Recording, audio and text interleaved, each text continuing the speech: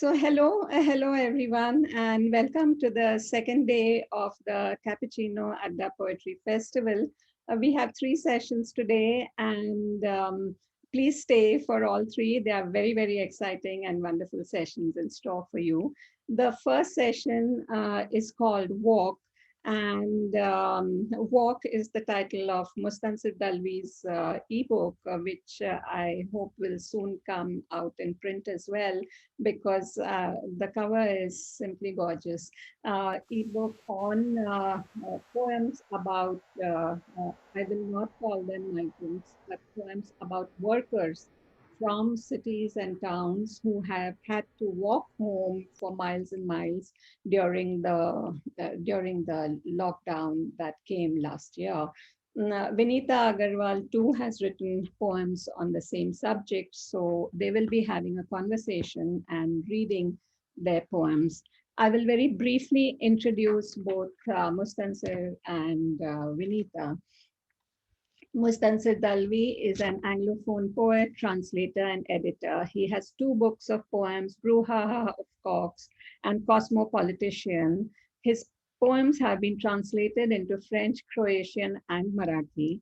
Dalvi's 2012 English translation of Muhammad Iqbal's excuse me, influential Urdu work Shikwa and Jawab-e-Shikwa was taking issues and Allah's answer brought out by Penguin Classics has been described as insolent and heretical. He is the editor of Man Without a Navel, a collection of translations of Hemant Divate's poems from Marathi. He teaches architecture in Mumbai, and his latest ebook, Walk, is under discussion today. Welcome, Mustansir.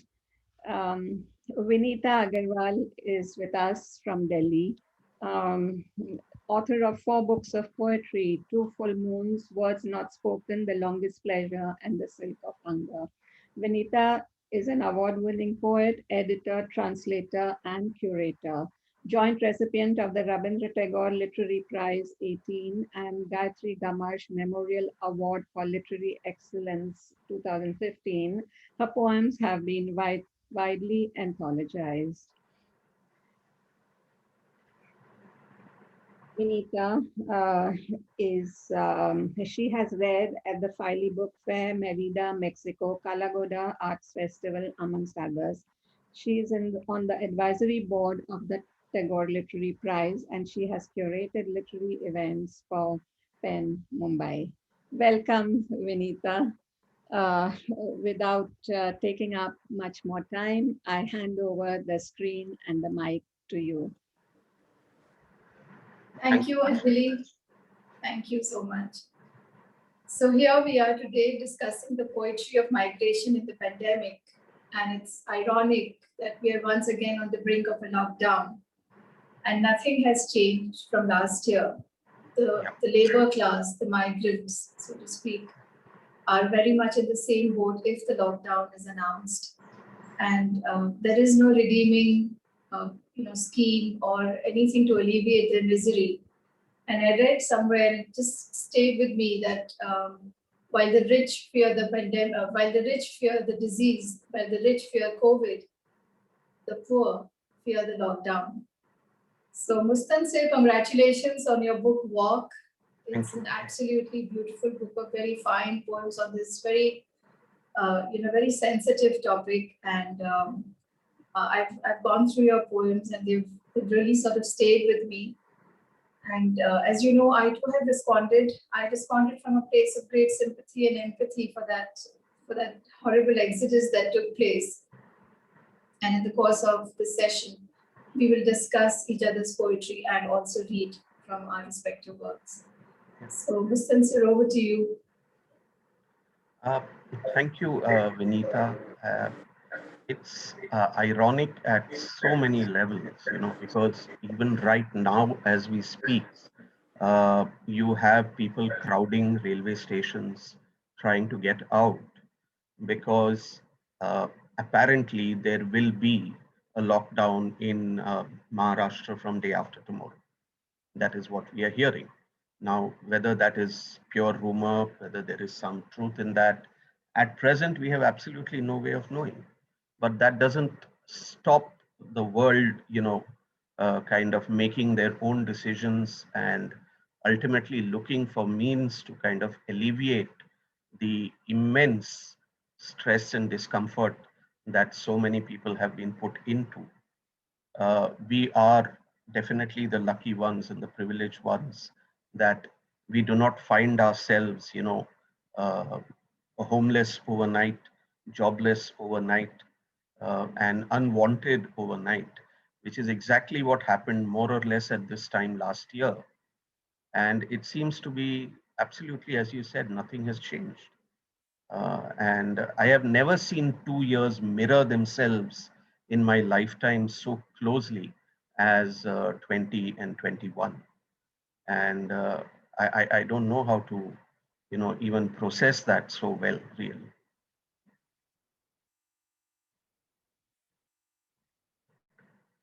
So I think we will be discussing both our poems on the events of the last year, particularly the experience of people walking for miles home. And I thought I might just begin by reading a couple of poems from Walk, and then maybe we can discuss it. And I would very much like to listen to your poems as well, Vinita, on the topic. I have read them, and we can see that there is such a lot of confluence. There is such a lot of mirroring, shall we say, between the poems, showing us how universal the sentiments are towards the events that are there outside of our doors. So this book, Walk, was published last year by the Yavanika Press as an ebook, and I must really thank over here my editor, Shloka Shankar, as well as Tuhin and Shobna for the wonderful opportunity of bringing out a book in this very novel format, which is the first time that I've done it. And this is what it looked like on the cover.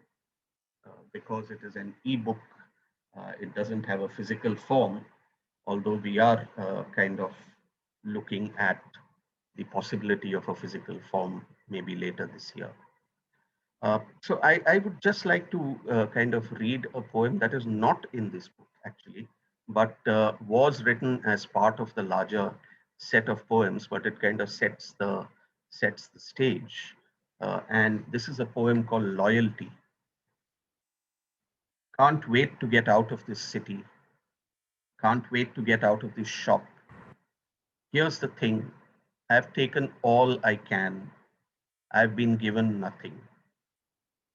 Even a bag of bones needs a roof, a fan. Under the stars, we find fresh air, freedom. Bellies rumble, but at least our feet are allowed to move of their own volition.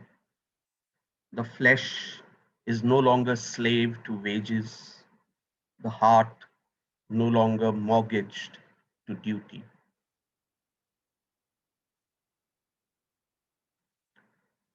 The next poem that I'd like to read is a poem called Geodesic.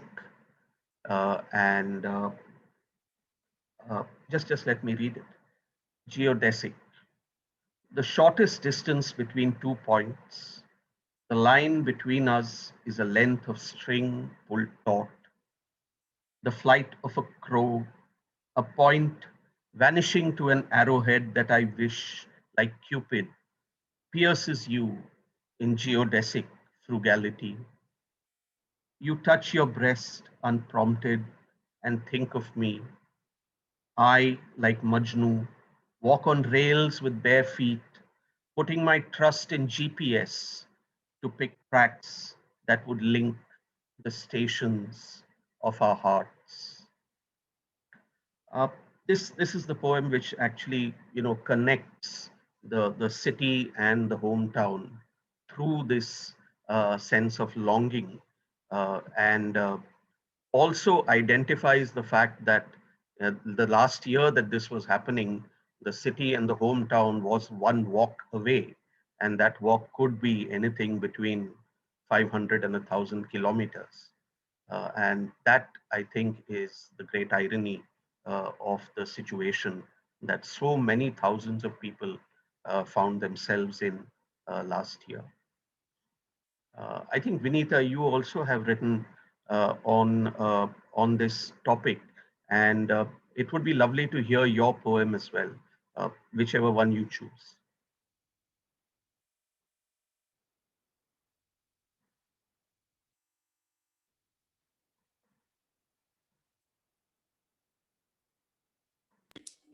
Okay. So Mustansir, while you were reading your poems, I was in the first poem in particular, I was surprised by that note of positivity that you found liberation. I mean, the laborers might have found liberation in that walk. That's a perspective I never took. I just dove straight into the pathos of that whole exodus. Right. And it was heartrending, and my poems normally centered around that. Yeah, but there is the liberation also comes out of an utter sense of desperation. When you have absolutely nothing, then you can, in an ironical sense, look at it as freedom. That's right. That was the irony of it. And you also mentioned about us being the favored ones where we didn't have to worry about the roof over our heads. And that's something I struggled with when I was writing my poems, because I didn't want to take that position of, the favored one, or being privileged enough to be able to watch it from a distance. So I tried to entrench myself as much as I could through my imagination into what these people must have suffered in the course of that walk. Yeah. And I'd like to read a poem here that's titled, this one is titled, Home is a Crusade. We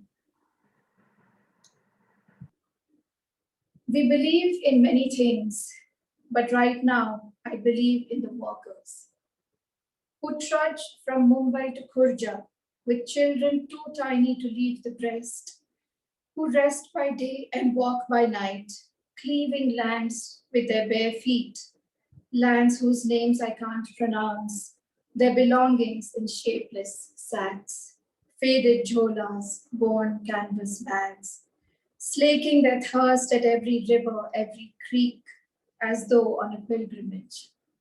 Home is a crusade. The biscuits have crumbled, bread stale, but it tastes all right under the awning shade of an evening tree. When they look at each other, drawing strength from the other's resolve, what it is to be a laborer, a migrant at that. I am guilty of having a roof over my head, of the rent not burning a hole in my pocket.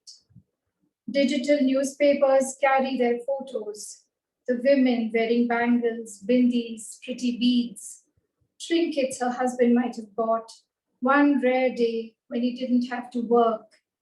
Togetherness is a jewel that can dim a solitaire. Out there in the heat, they're walking, saying, we can do it. Don't give up, we're going home. The scorching April sun, the lack of food, the scarcity of water might kill them, but they will be cradling their children to their bosoms, dreaming the same dreams, exhaling the same last breaths. Mustansir, can't hear you. Yeah, please go ahead. Please go ahead.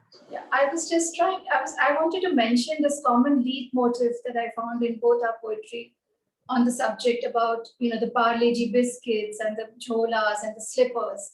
Yeah. So, and one of my favorite poems from your collection is Ghar Ka Baoge. May I request you to read that one? Sure.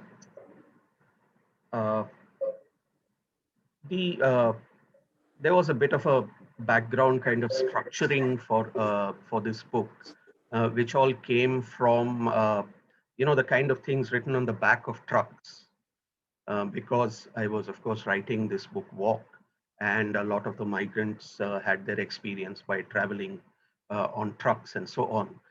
We all know about the funny things that get written on the back of trucks. Everybody knows Buri Nazar Wale Tera Muh Kala, and things like that. And one of the things which also gets written on the back of certain trucks is this sign called Ghar Ka Baoge, which is normally seen along with an image of a lady waiting, staring at an open road, for her husband or lover to come back. And a lot of the poems include some of these elements. And as you mentioned, this one is called Ghar Ka Baoge, and I'd like to read that. Your last WhatsApp was 14 days ago. I was 14 when you were married to me. Now you only have the clothes on your back. Does it matter? What are clothes between us but impediments to annihilation? I wait by the door with a bottle of salve for your blistered feet. Have a care. All roads to home are barred and guarded. Come by way of the roofs, dear, as you did when I was 13. Uh, yeah.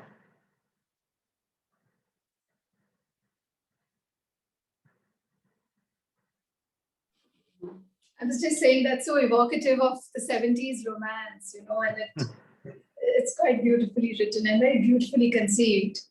Would you like to read another poem? Yes. Since you mentioned biscuits, I would like to read this poem called Parle Ji, and it's very interesting that you mentioned biscuits. In this case, actually, the memory comes from something almost 20 years earlier, uh, but again related to you know peripatetic kind of workers, the labor which is always on the move.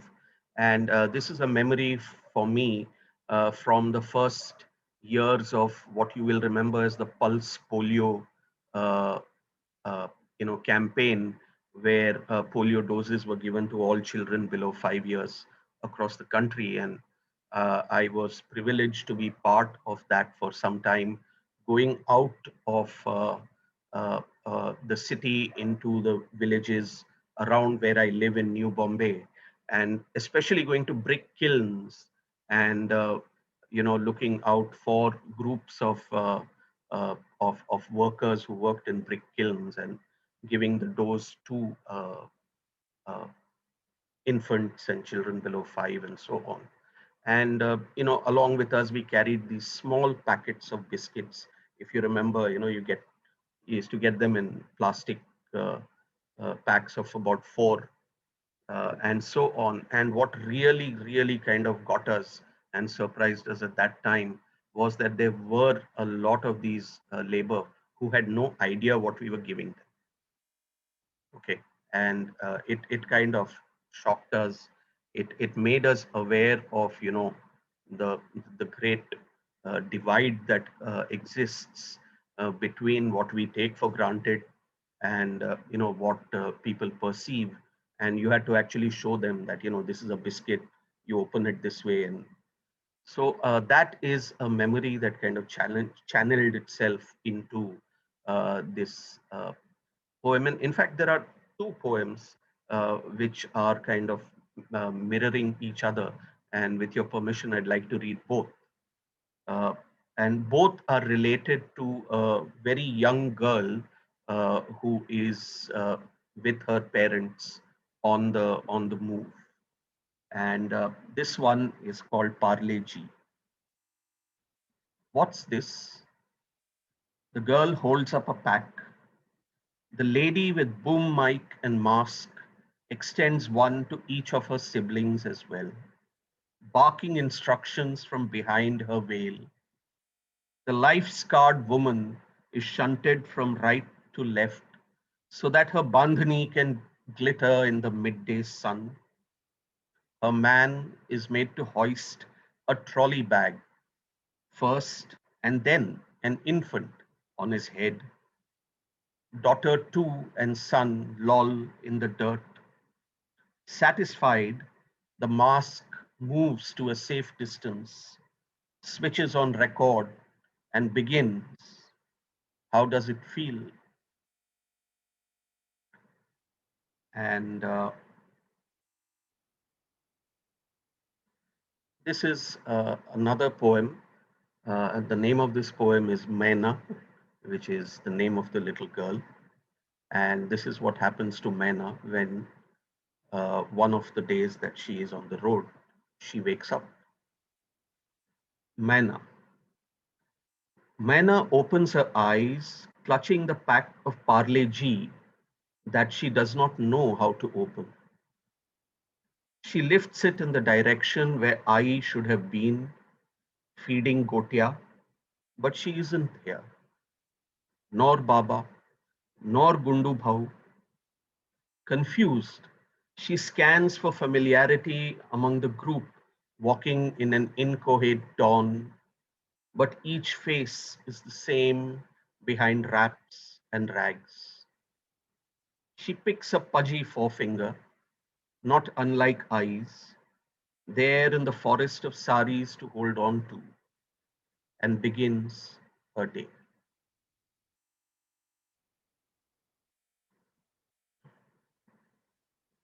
So there's this amazing, very distinct temporal quality to your poems, which when it talks about these pedestrians, it actually comes down to their level. And I really admire that a lot.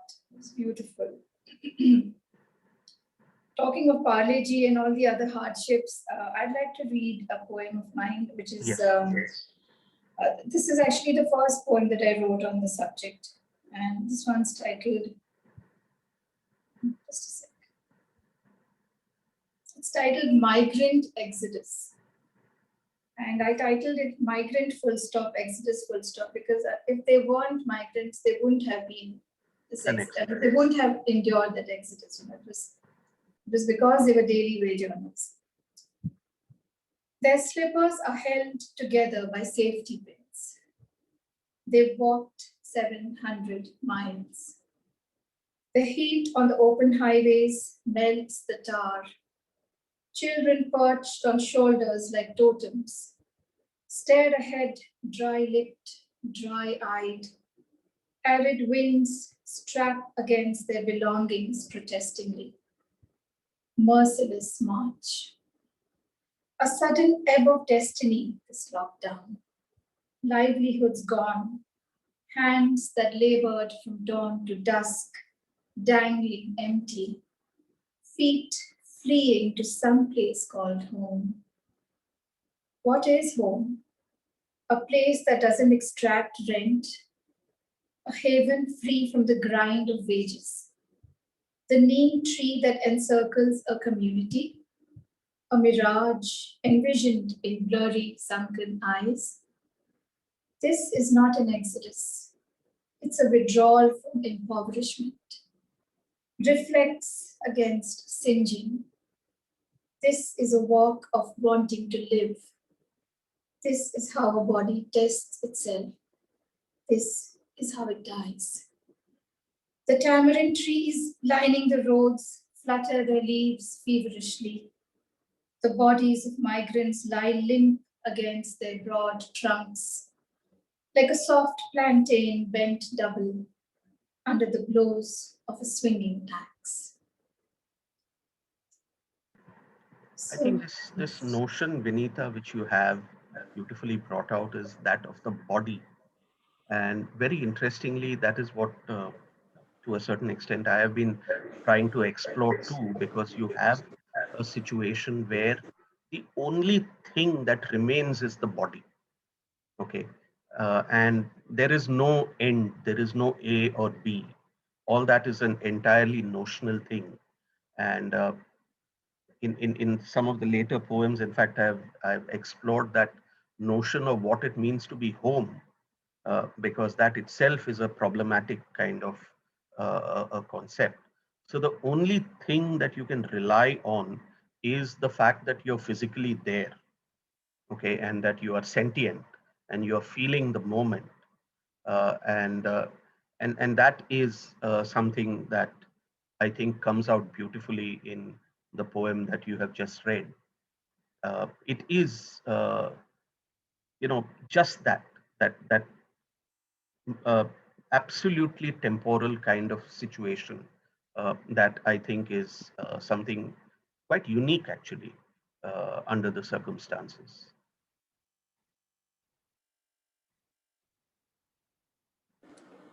So, Mustansir, there's always been this very dry humor, dry humor, irony in your poetry, whether it was from Cosmopolitan or the book before that.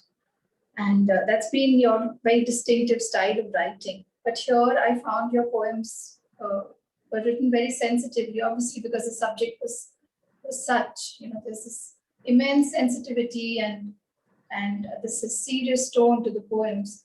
Yet you divided your poetry in this book, in your collection, into two segments. So could you talk about why you divided it like that, and why did you choose to put particular poems in each segment the way you did? Yeah, well, in one sense, because there is a certain chronology kind of, there is a small narrative development. Okay, it begins with people leaving and starting their walk, and it ends with people ending their walk. So that is there, but I mean, it's not something that I am uh, particularly, beholden to or something like that. It's not that way. It's simply that the two parts are more the initial stage, which is full of confusion and doubt and self-doubt and so on, and the later stage, which sadly is even more fatalistic, because now you are aware of where you are, and you know that it's not going to get better. So that is more or less the division between the two.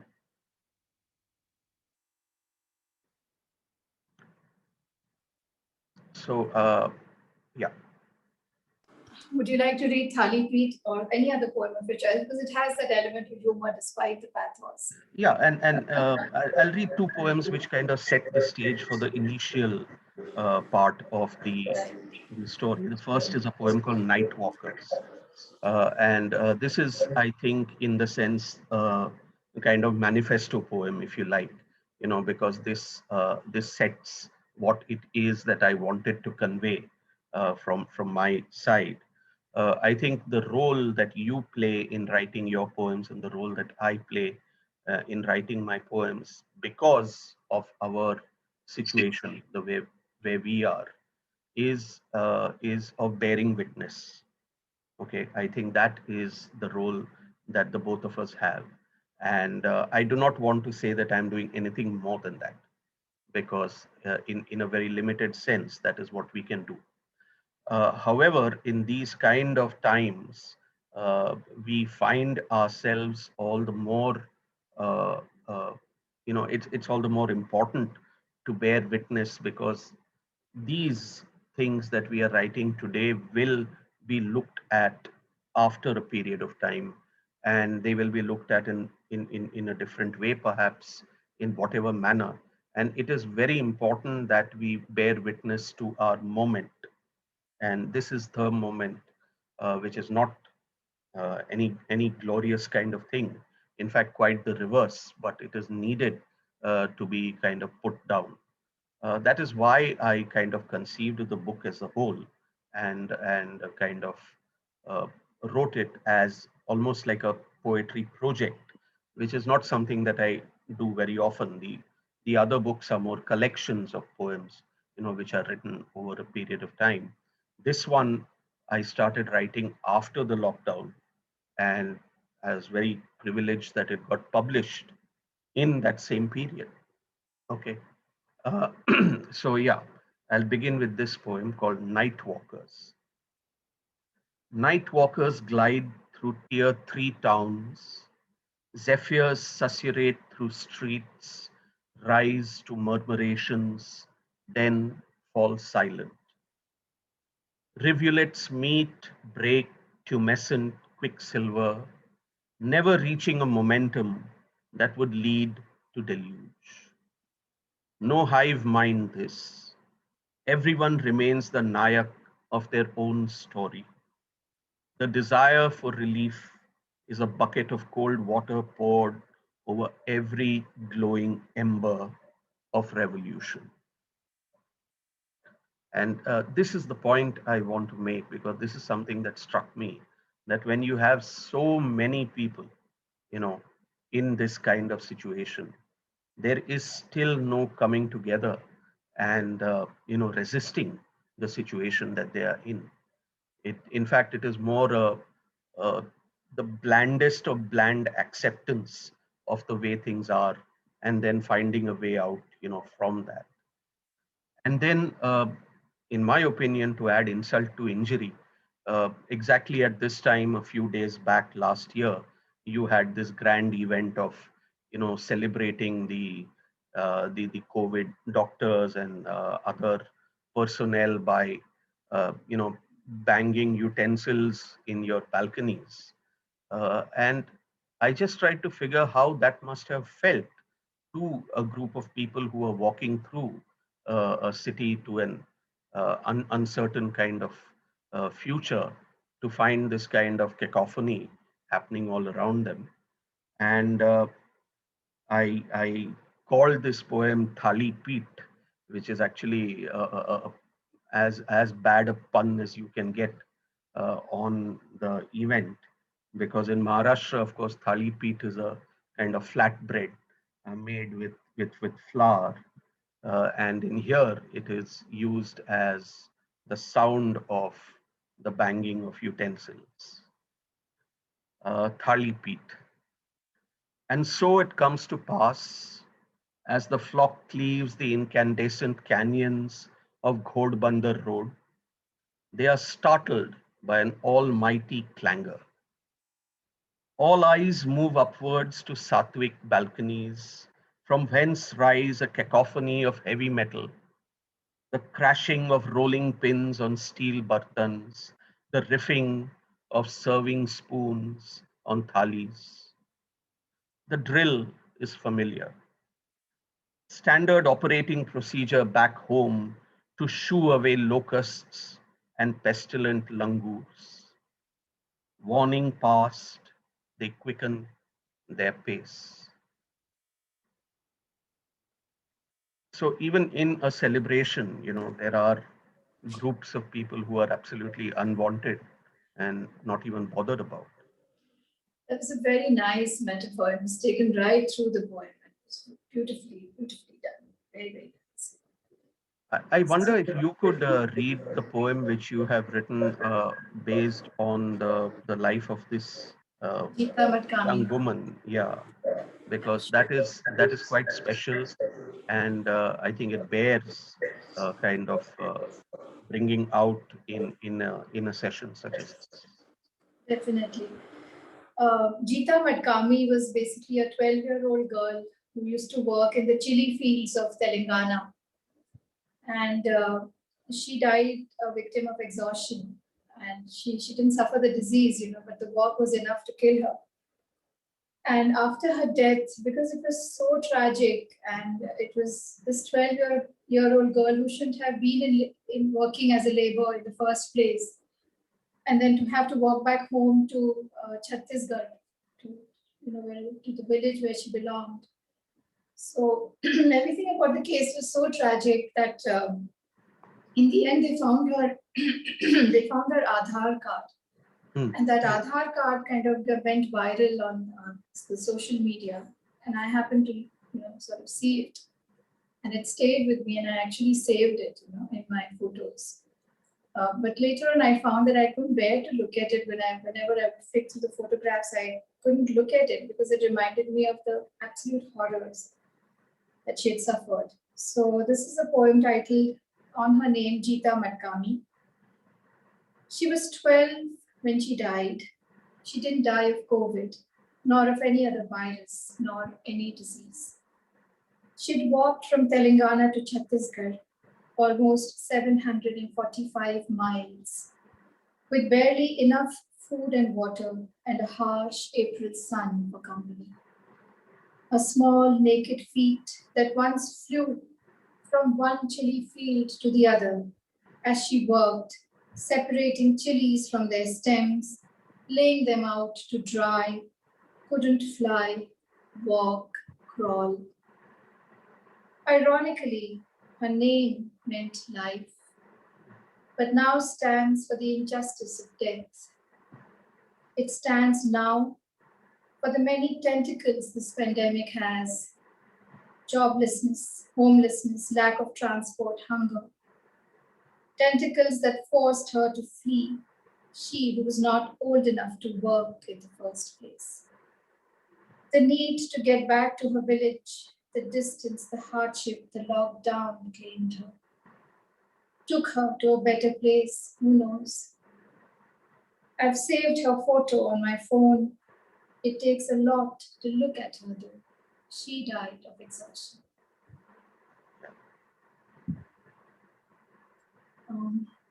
There is one more poem that I would like to read. It's called The Walk of Hunger. And this is a slightly more bitter poem. It has that anger and that whole sense of injustice that was happening. It has an epigraph by Isaac Asimov: reduce the length of a dark age if there is one. This pandemic says no to work, to livelihood, to jobs. The laborer, daily wage earner, is outwilled, outcast, outclassed. More afraid of hunger 2020 than of COVID 2019, than of COVID-19. He's forced to pack up and flee homewards. He doesn't know PPE from hydroxychloroquine, ICUs from CCUs, lockdown from quarantine. All he knows is the panic and the distance in inches to a haven called home, a village hundreds of miles away from his urban forays, where an earthenware pot keeps cool drinking water. Millet breads go down well with white butter and jaggery. He knows the walk could kill him, but walk he must. Bent, burdened, hurt. The harsh summer sun, a mute patriarch, Parle-G biscuits in his cloth bag, his tongue pinched with thirst.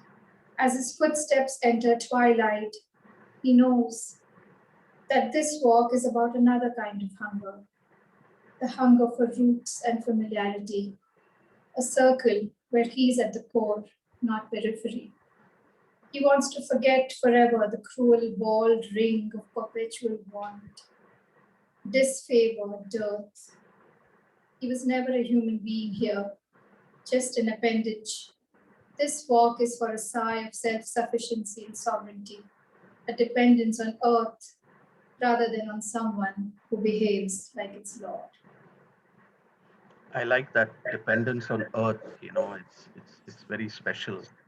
Uh, you know, a phrase that you have used.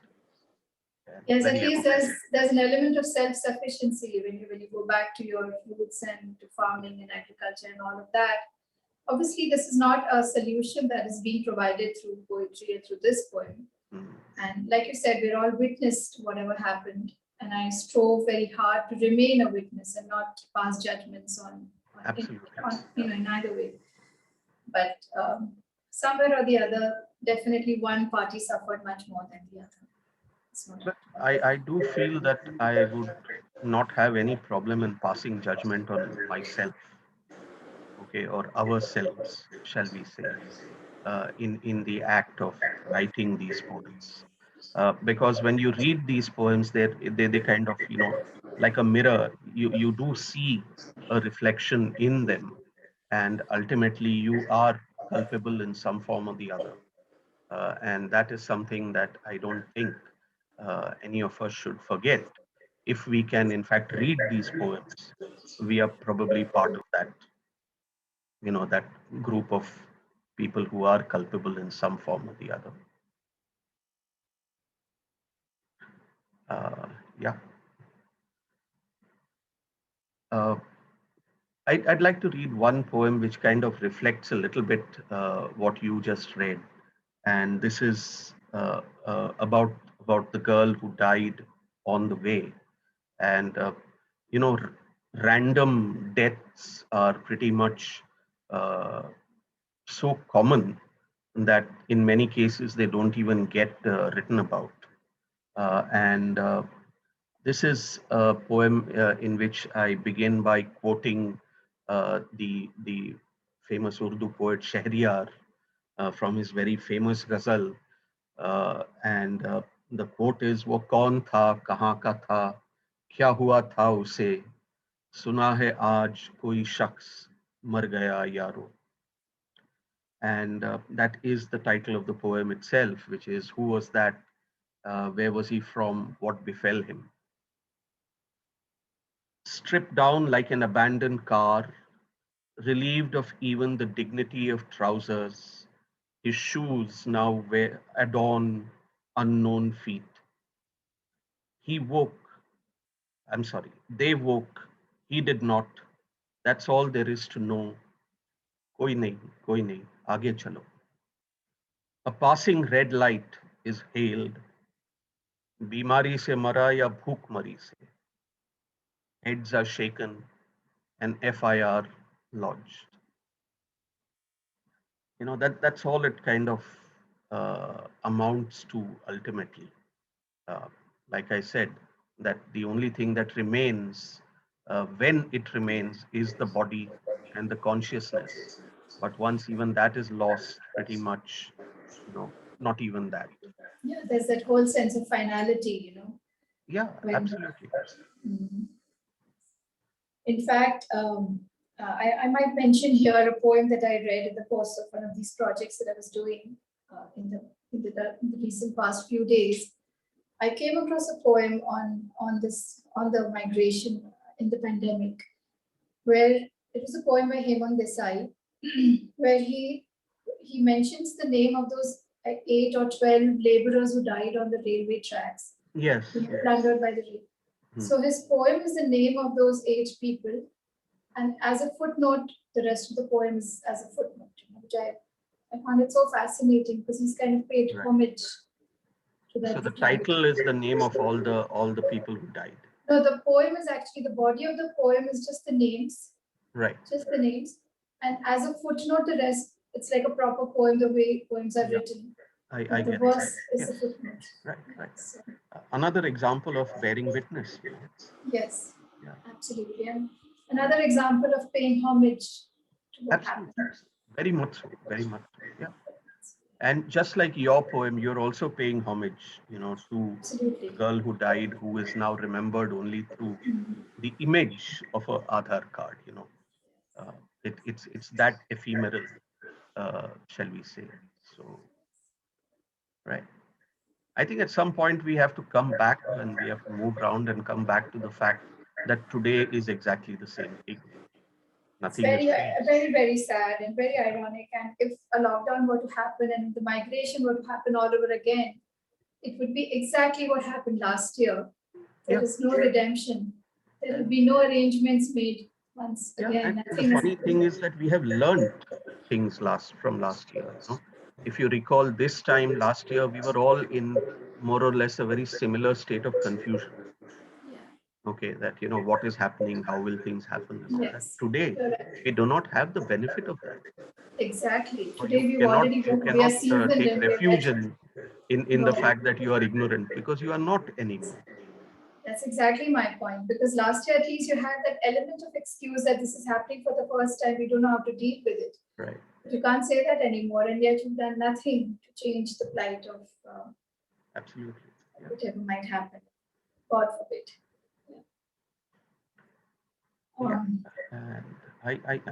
I think this was a wonderful conversation, and I'm just wondering whether we should bring in more people into the conversation. That would be wonderful. Yeah, Anjali, what do you think? Hi, Mustansir, there is a question from Manya Joshi for you. And he says, for Mustansir, looking back and now looking at the present, where do you think this walk took them? Where have they reached? Have they walked where they started from? Walk again, and perhaps again, your thoughts. That's interesting, and perhaps I can answer this question by reading one poem, which answers the question, where did this walk take them? And it is almost at the end of the book. And this is a poem called Zameen. And it talks about people reaching home. Okay. Zameen. Off the truck at last, the final course on foot. Every exhausted and relieved face is stymied by the first nakabandi. They gather in small groups, confabulate. The most personable is the chosen one. He approaches indistinguishable eyes, fashions a smile. We are home, he says, raising a palm to his face. Fuck off, says the man, raising a lathi over his head. And I think that is the thing, because even when you reach home, you reach a lockdown. And because there is a lockdown, you are not wanted there either. Okay, or there is a quarantine and you are not wanted there either. So, in the end, at both ends, you find yourself uh, unwanted. And that, I think, is the situation of a lot of the labor that we see. Yeah.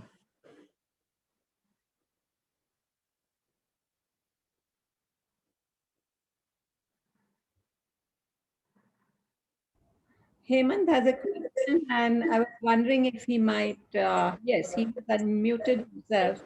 Hemant, can we tell me what you want to say? Yeah. Oh, I mean, I was trying to ask both of you a question. Like last year, the the lockdown was forced by the system. I mean, the government and all actually delayed everything. And this year also, it is like people are responsible and also politicians of all the parties.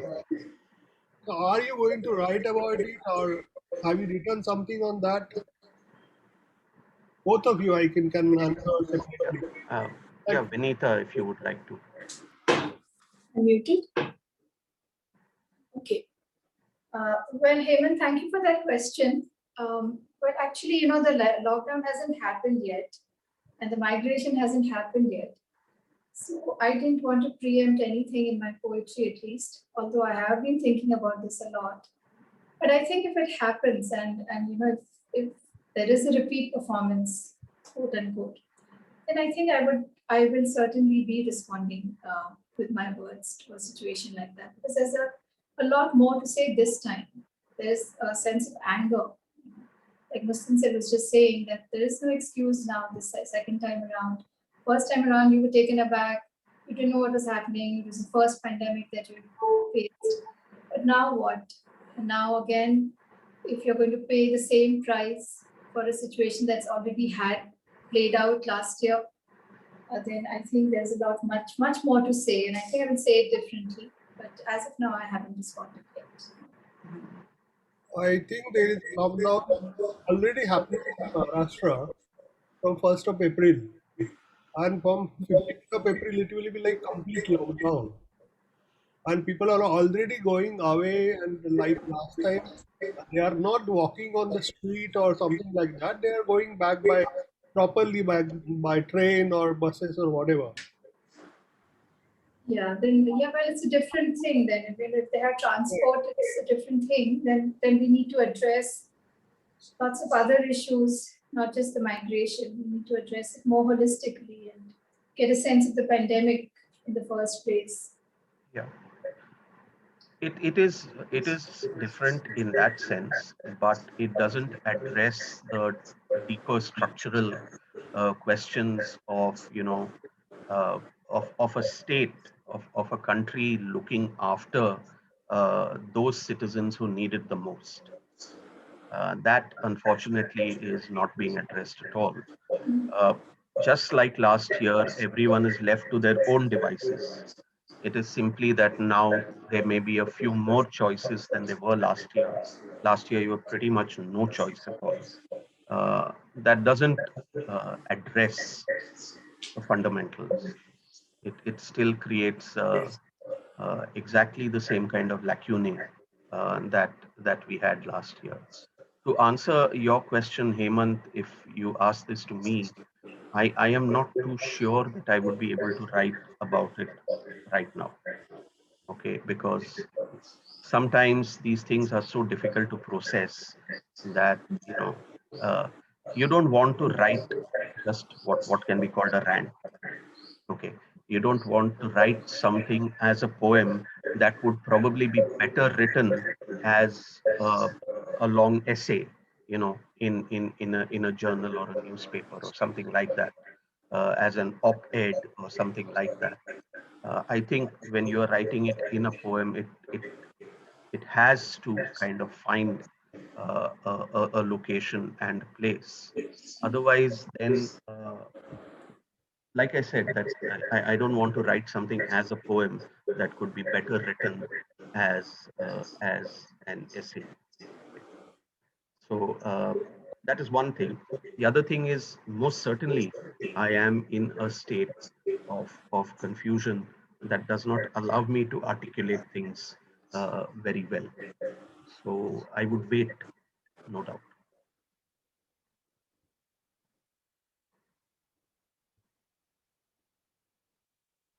Yeah. Uh, right. Uh, Anjali, are there any other questions, or shall we? Oh, there aren't questions, but could you read perhaps one final poem each, both of you? All right, we have that much time, I think. Yeah. Yes. Vinita, why not go first? Mustansir, can you go first? Because I'll have to just open that file and extract my points. Could you Okay. just read something first? All right, sure. Okay, I'll read two poems because a lot of the poems in this book have a kind of mirror uh, poem to it, and this is a poem which is actually written in a set of WhatsApp messages, and the name of the poem is, in fact, WhatsApp May the 2nd, 10:13 p.m. Leave highway, enter town, see Jai Mata Di garage, ignore. Go past Mandi, empty. Use nose to find Jai Shri Ram tea house. Abul Mateen runs things. Talk nicely, and he'll even give you a naan khatai or two to dip in your adrak chai. Stay as long as you like. Best leave by midnight. Forget not, if you hear siren, hide.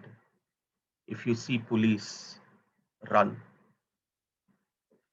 Uh, and this poem is reflected by another poem which talks about the same place, only this is a poem called Lockdown, in which this place is entirely deserted.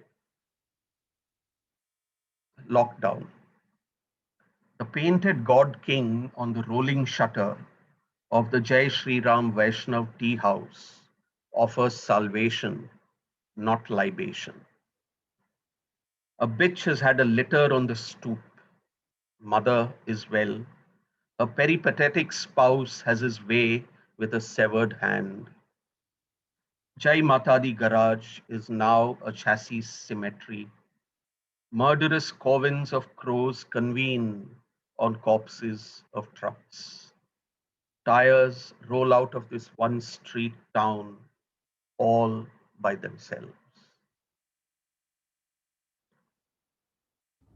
Yeah. Very stark. Wonderful, Mustansir. So the poem that I'm going to read is more philosophical in nature. It takes an overview of these crises. It's called Prism. A personal world full of freedom and isolation to overcome the mental noise. A medallion soap of clear light, a washcloth of betrayals, propped on the tub's edge, leaving the bare neuron of arms tingling. An inverse view of birds like an X-ray, every black line telling its own story. Silence, the broken link of duration, addressing messages of shadows and suffering.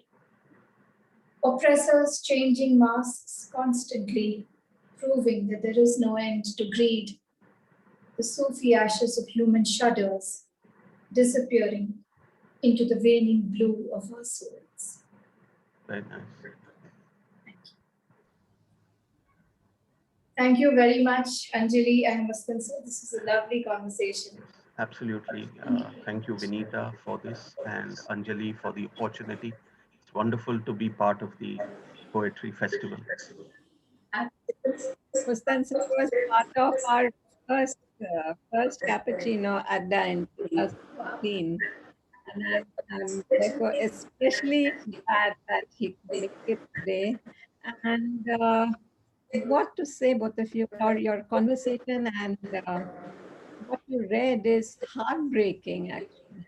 Very, very heartbreaking. And all right now, but in this time of this mutated COVID, the trains are packed of us going home. Yeah, because staying here means possibly even worse, than trying to go home.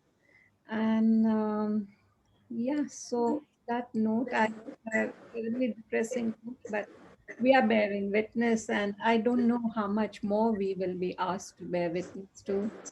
Only that we speak of it, and collectively we share the grief and pain of have had to undergo all of this. So thank you so much, Vinita, Mustansir. I mean, this has been a very, very precious period for me.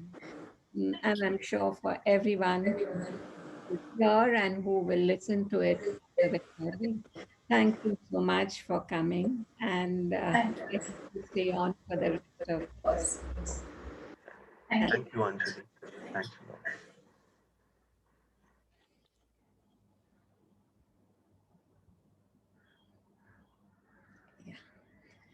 So now I would like to, I'd like to call on Apurva Narain, who is joining us from Delhi. Apurva, are you there? Yeah, I'm here. Yeah, great. Welcome, Apurva. I'm so glad to have you here. And Ashwani Kumar, Ashwani, are you here or Yeah, I'm pretty much here, pretty much here. Calcutta? But I think you are here. No, I'm not anywhere. I'm here in Mumbai. I'm in the lockdown, even within home, I'm in a den, and still waiting for my negative report. Yes, you had gone to test. Yeah. So Yes, crossed, all will be well. And welcome, Ashwani. Welcome, Apurva Narain. Today, we are here to discuss this very wonderful, beautiful translation, new book that has just come out of Kunwar Narain's poetry, translated by Apurva Narain, and very, very beautifully brought out. Congratulations, Apurva. This is really an outstanding book. I will very briefly introduce Ashwini and Apurva, and then leave the two of you to go in depth into this book. About Kunwar Narain, I will not introduce because he will come into your discussion in any case, and you will be speaking about him. But I would introduce Apurva Narain, who is Kunwar Narain's son and translator. Apurva's books include a collection of poetry translations, No Other World, and a co-translated collection of short stories, The Play of Dolls. His work has appeared in several literary journals over the years, Educated in India and at the University of Cambridge, he writes in English. He also has professional interests in the field of international development, public health, ethics, and ecology. Welcome, Apurva. Pleasure to be here. It's my first outing into the Cappuccino Adda, and I hope there will be many, many more. Virtually as of now, but in future, after hopefully all this is over, on the ground in Bombay, over a table of food and drink. I welcome Ashwani Kumar, who, apart from being a very dear friend, is a poet, writer, and professor at the Tata Institute of Social Sciences, Mumbai. His poetry volumes include My Grandfather's Imaginary Typewriter and Banaras and Other Poems. Banaras and the Other. His select poems have been translated in various Indian languages and also for a special volume titled Architecture of Alphabets in Hungarian. Recently, he has co-edited Migrants, Mobility and Citizenship in India. He is also one of the co-founders of Indian Novels Collective and one of the chief editors of Global Civil Society at the London School of Economics. In leisure, he writes a book column in the Financial Express. Welcome, Ashwini, and thank you very much. I hand over the screen and the mic to you. Thank you, Anjali. First, my gratitude to you for curating this wonderful festival of Adda. Adda is the lifeline of poets in Mumbai. I can't imagine our life without Adda and without Anjali Purohit and all my fellow poets here, younger poets and contemporary senior poets. I was thinking, Anjali, that Kunwar Narain ji is known for his luminous silence. I was thinking, how to begin this conversation. I remember Apurva, very kind friend, and who is also known, like his dad, for his silence, a certain kind of reclusiveness. And when I went through his book, the translation of remembering his father's world, wordless world, eternal world, and I was thinking that how I begin the conversation. Can this conversation will happen with words, with sound, or we will go into a world of what Kunwar Narain famously said, that there is there is a black hole which absorbs everything, that beautiful black hole, the eternal black hole. So thank you very much, Apurva, for joining us. Thank you, Anjali. Pleasure to be talking to you today. Yeah. So, well, before I do that, I think for the sake of the audience, let me say a few words about Kunwar Narain ji. Kunwar Narain ji is important for all of us, and especially those who are coming from English poetry background and in Mumbai. They should remember that Kunwar Narain ji was iconic figure in Indian literature, not just Hindi literature or Hindi poetry. And he's also widely regarded as one of the finest writers, and I emphasize, thinkers of modern India. He read widely across literatures and disciplines, and he brought a certain kind of transdisciplinarity to our thinking and aesthetics as a poet, as a craft also, and also blended an international sensibility with a grounding in history, Indian history and thought. Kunwar Narain ji is also one of the harbingers of what we call experimentalism or new poetry, kind of beginning of modernity in Indian poetry and the sensibility of Indian poetry. So for all of us from various languages, including English, Kunwar Narain ji remains a very iconic figure. So with these words, I guess I would invite Apurva to say a few words about, and then Apurva, we will go to the conversation. I love the way you began the introduction, Apurva, and there is no surprise, I'm just quoting you. You remember your father in such a poetic way that I was thinking that, why you haven't written a poem or a book of poems, Apurva? We are waiting for that poem. So let me, start with a few lines of his beautiful, poetic introduction to the world of Kunwar Narain. He remembers his father, and I'm quoting his words. he says that, I remember a river flowing inside my father and never growing old, a whole forest of intimate, detached trees, birds, people, stones, and reveries evolving all around it, and the dark cosmic sea of a world hardly at begun. Unquote. And here, Apurva, I would like you to begin and share this whole beauty of creating a world with us, Please, Apurva. Would you like to, say a few words about the world that you referred to, a silent history of words? Apurva, I'm really struck by, I have read him. I follow him very closely, the whole Pragativad movement and also Prayogvadi movement. But here, when you refer to the silent history of words, I was struck by that, whole idea of a silent history of words. How do we sail through this silent history of words, Apurva? Your comment. Thank you for that wonderful introduction. I think you've really given a fabulous background to Kunwar Narain and his work.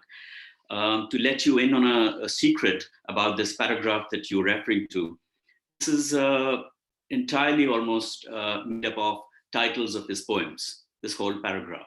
So there's a poem of his called The River Doesn't Grow Old.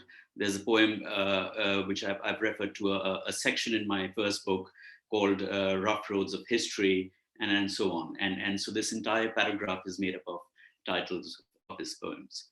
So that's the background to that graph of my introduction.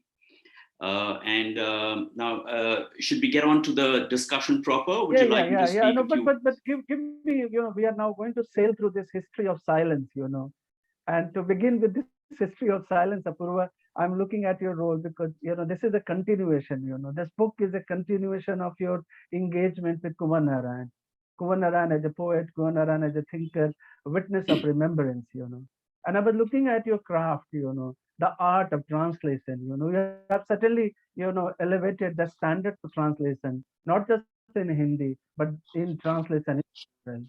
So I was thinking that, when we think about translation, we think about Walter Benjamin, and his famous, idea where he refers to and says that, look, is the task of the translator to release in his own language that pure language which is under the spell of another?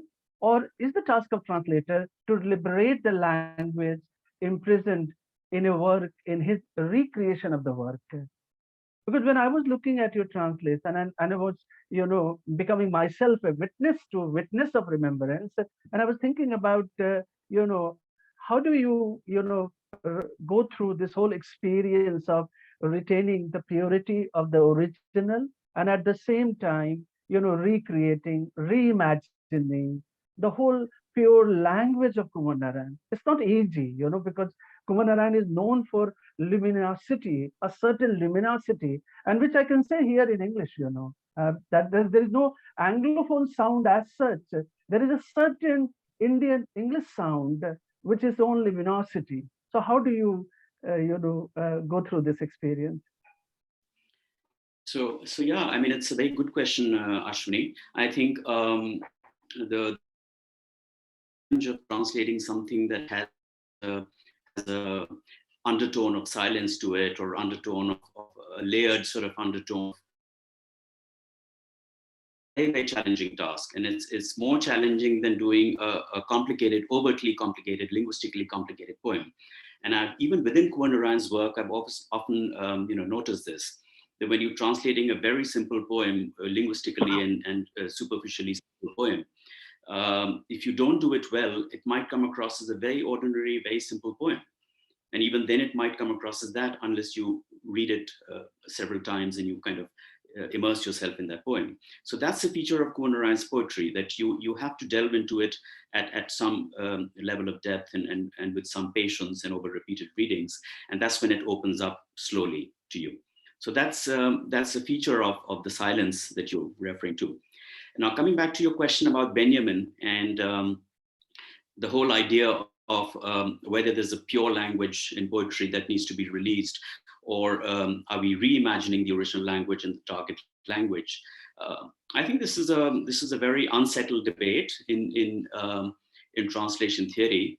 Benjamin has been wrote The Task of the Translator with reference to his translations of Baudelaire from the French to the German, which was a sort of closed circuit of languages. And somebody like, I know you are you've been with Vinay Harbarkar and with Ramanujan. So somebody like Ramanujan would kind of oppose that because he's referring to a system of languages which is far more different than this closed circuit of European languages. He's possibly referring to medieval Kannada being translated into contemporary English. And so he doesn't quite agree with the idea of pure language being released.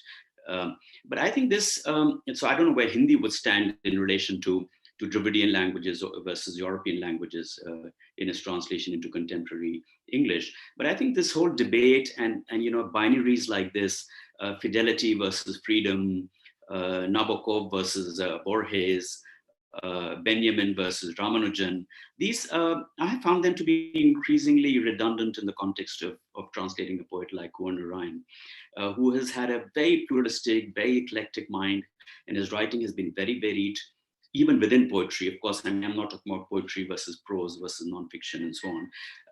But even within poetry, there's such a variety of poems that you simply cannot approach every poem with the same set fixed idea or theory in mind. So I have found a few ideas in Benjamin quite useful, such as the idea that the law governing, this is the most useful idea that I've found in Benjamin in my translations over the last 2 decades, is that the law governing the translation of a poem resides in the poem itself. Mm-hmm. So it is not very fruitful to approach a poem with a sort of prefixed idea of how one is going to translate it, whether one's going to release the pure language or whether one's going to reimagine that language. I think that has to be dictated by the poem in question. And it's very likely that this will... The second idea that I found useful from Benjamin is the idea of, in several poems, not in all poems again, is the primacy of words over sentences or larger discursive structures. And my take has been that there's something which I mentioned in my introduction as well, that there's something called the inner embrace of the poem, the central element of a poem. And as a translator, I think it's most important to get to that central element and that inner embrace. Now, different translation theorists have given different names. Benjamin calls it the intent. I've been reading a very interesting Polish translator theorist called Stanisław Baranczak, who calls it the semantic dominant. Some people have called it the soul state. So it's not the words or lines that you're translating, is the soul state of the poet that produced those words and lines that you're translating. So to get to that central element, that intent or soul state or semantic dominant, is I think the most important thing in my translations at least. That varies from poem to poem. So we can in the course of the discussion, we'll read a couple of poems to illustrate what I'm saying. But why don't you read a poem? Why don't you read a poem, Apurva, to signify what you said so beautifully about eclecticism within translation, opening up, several possibilities within the translation itself. Okay. So translation here becomes a language itself, a language of self connecting us and the world. For a brief second, there's a beautiful comment on your conversation just now from Ranjit Hoskote, who says, Apurva beautifully said, absolutely. In the act of translation, we realize how narrow and impoverished translation theory often is. And your point just now about an immanent poetics within the poem, which summons forth a translation strategy, is superb. So sorry for interrupting, but if there are questions, I'll just... It's a lovely, it's a beautiful, device, because Apurva, this is what, Kunwar Narain famously did, So Ranjit silently, in being invisible, has joined the conversation. That's a lovely tribute to our conversation. The silence part of it. No, but Ranjit, that's a wonderful comment. Thank you so much. Yeah. Yeah. So to get on to, before I read a poem, I mean, as I said, that capturing that central intent is so important. And I also would say that after that, the next step, which involves getting to the periphery and capturing so many of the linguistic aspects of the translation, I've often found that one is not, as a translator, I'm not obliged to replicate, say, the Hindi prosody of the theme tal in the original into the iambic prosody in English, for example. I would rather achieve the impact that the original achieves through its own prosodic devices into a new language with a new set of devices. So I'll give you an example of two small poems, where one where very closely followed the sort of count and the structure, the visual structure of the poem, the rhythm of the poem. This is a poem called Postmortem of a Phoenix. I don't know if you have that. That's poem. a lovely poem. Yeah, that's a brilliant poem. This has a very rigid structure, and I somehow felt that capturing this rigid structure in the English was fruitful, because it said something about the content of the poem. And so this is a poem in 3 stanzas, and each stanza has 6 lines. With the first line in the English, what I've done is 15 syllables, and the first and the 6th line have 15 syllables, and the second, third, fourth, and 5th line have 8 syllables each. And the first and the 6th line rhyme, and out of the 4 lines in between, the second and the 4th line rhyme. So it's a very tight structure, and I've kept that structure from the Hindi onto the English because I thought it was important in this. So this is called Postmortem of a Phoenix. Giving form to the formless, as if it were a magic rune, something was disquieting there in its eyes and their crystal light, lightning flashes of some insight in the gauche echo of its flight. In the nescience of people lay the plot to kill it soon. When it was slain by someone and brought in one day, all were dazed, its wings stuck to it like pages to a book's body. They still fluttered in the wind, which once soared in eternity. It seemed lighter than the void when lifted away. Beautiful. How eerie was this weight now for the dying of that beauty, which neither dies nor can be grasped, even after countless killings. The flames that burn it to ashes, it turns them again into wings.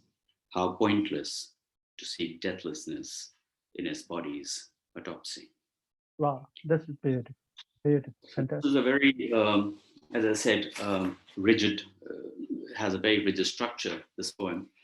To contrast, I'll read a poem, which is a small poem, which is sort of more loose in its structures, have a very different register. And this somehow sort of reflects the softer, gentler, more silent side of Kunwar Narain. It is a poem called Invitation. And it's like this. And here I've taken liberties with the visual structure of the poem even. So I've introduced, I've sort of broken up the lines in a different way. I've introduced caesuras in the lines and so on. Invitation. A yellow shoal of sunlight on his shoulders, standing quietly by the street, a tree that looked like a person. I asked it the way to a rest house. It remained silent. I asked again, and still it remained silent. As I began to move ahead, it felt, it did say something after all.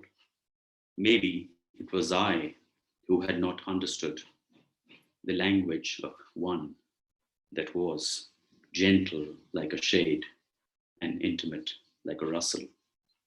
Wow, fantastic.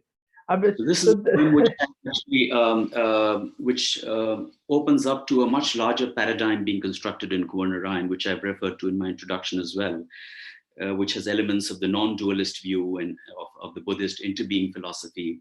And all of that sort of builds into this poem. On the surface, it might look like a very, very tiny poem, but it has layers which connect with these larger paradigms in Kunwar Narain's work. Yeah, certainly, because see, this is like, a process of translation that you have been engaged with, and you're looking at, your own agency, your own independence, rather than, looking at Kunwar Narain from kinship perspective. So that I see that you have taken a lot of liberties, and one of the liberties that you just referred to, bringing, for instance, in a poem where Kunwar Narain uses the term Sipahi. I mean, like, in Lucknow and in North India, Sipahi has a certain connotation. But in the same poem, he's referring to the Roman king. And in the translation, you use the term Lizarian. So that was so beautifully, transitioning from a Lucknow Sipahi to a Roman Sipahi. I love that. Would you like to comment on that? Yeah, I mean, he's obviously, you're talking about the poem Nero's Love for Music. And in that poem, obviously, he's referring to a Roman situation.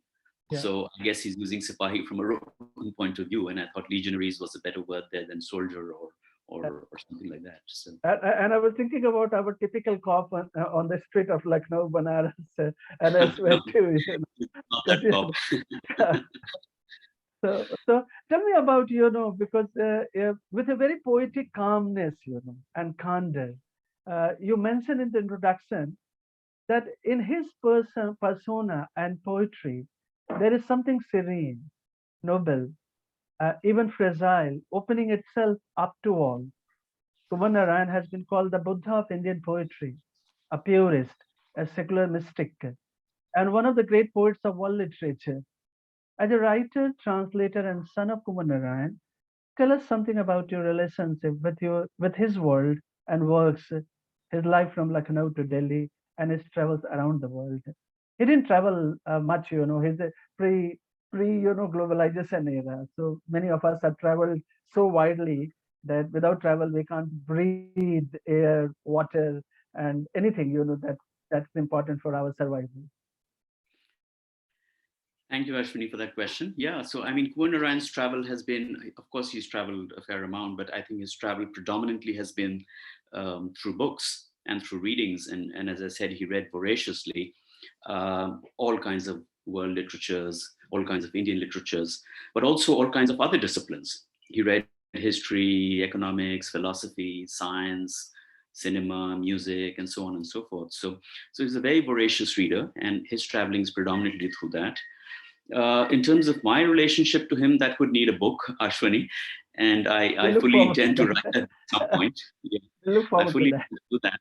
I don't know when and in what frame of mind I'll be able to do it, because there's so many things. And the title, I remember, the title would be, History of Silence.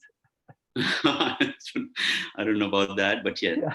There's a lot of stuff on that, and I've been very, very closely and intimately involved with him for well over half a century, and I've had a very intimate relationship with him.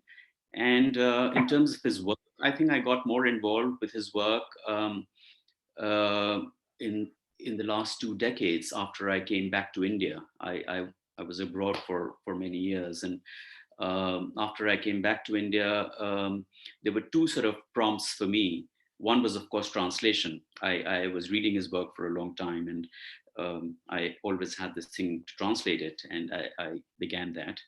And the second was that Kunwar Narain has always been very, very careless about publishing his work, leave alone disseminating it in any form. He's been a poet. And throughout, when he was in his prime, he was publishing books 10 years apart, 15 years apart. His book Apne Samne came in 79, and then his next book came in 93. So, you can imagine the sort of carelessness with which he took these worldly things, so to say, publishing, and he never went to festivals, he never launched his books, and so on and so forth. So one task that I had up my sleeve, which I had been, really kind of, which I failed to understand, and I still fail to understand, is that he's written so much, and all of that is lying in files and folders and drawers and so on. And I began to kind of assemble these books and get them out, push him to get these books out. And so that was another involved. And you see that a lot of books of his have come out in the last 20 years, many more than came out in the 50 years before that. So that was one involvement of mine with his work. And I'm still kind of doing that, because there's a lot of work of his which is still unpublished, still unfinished. And it'll be a huge task and a huge judgment to make as to what should be published, what shouldn't be published, what he would have liked to be published, and so on. So that's something for the future. So these are the two aspects to it. Yeah, in terms of Lucknow and Delhi, I think he lived in Lucknow for well over half a century. A bulk of his writing was done there. It was a very, very rich cultural life over there. Sorry about that. It was, we can talk about that later, but in the 60s and 70s especially, our house was like a literary and cultural center of the city. There were all kinds of musicians coming there, film director Satyajit Ray shot his Shatranj Ke Khiladi from there, all kinds of In fact, if I'm not wrong, he stayed with him in the house, in Lucknow. I was there. I did my early schoolings and stuff over there. Yeah, yeah.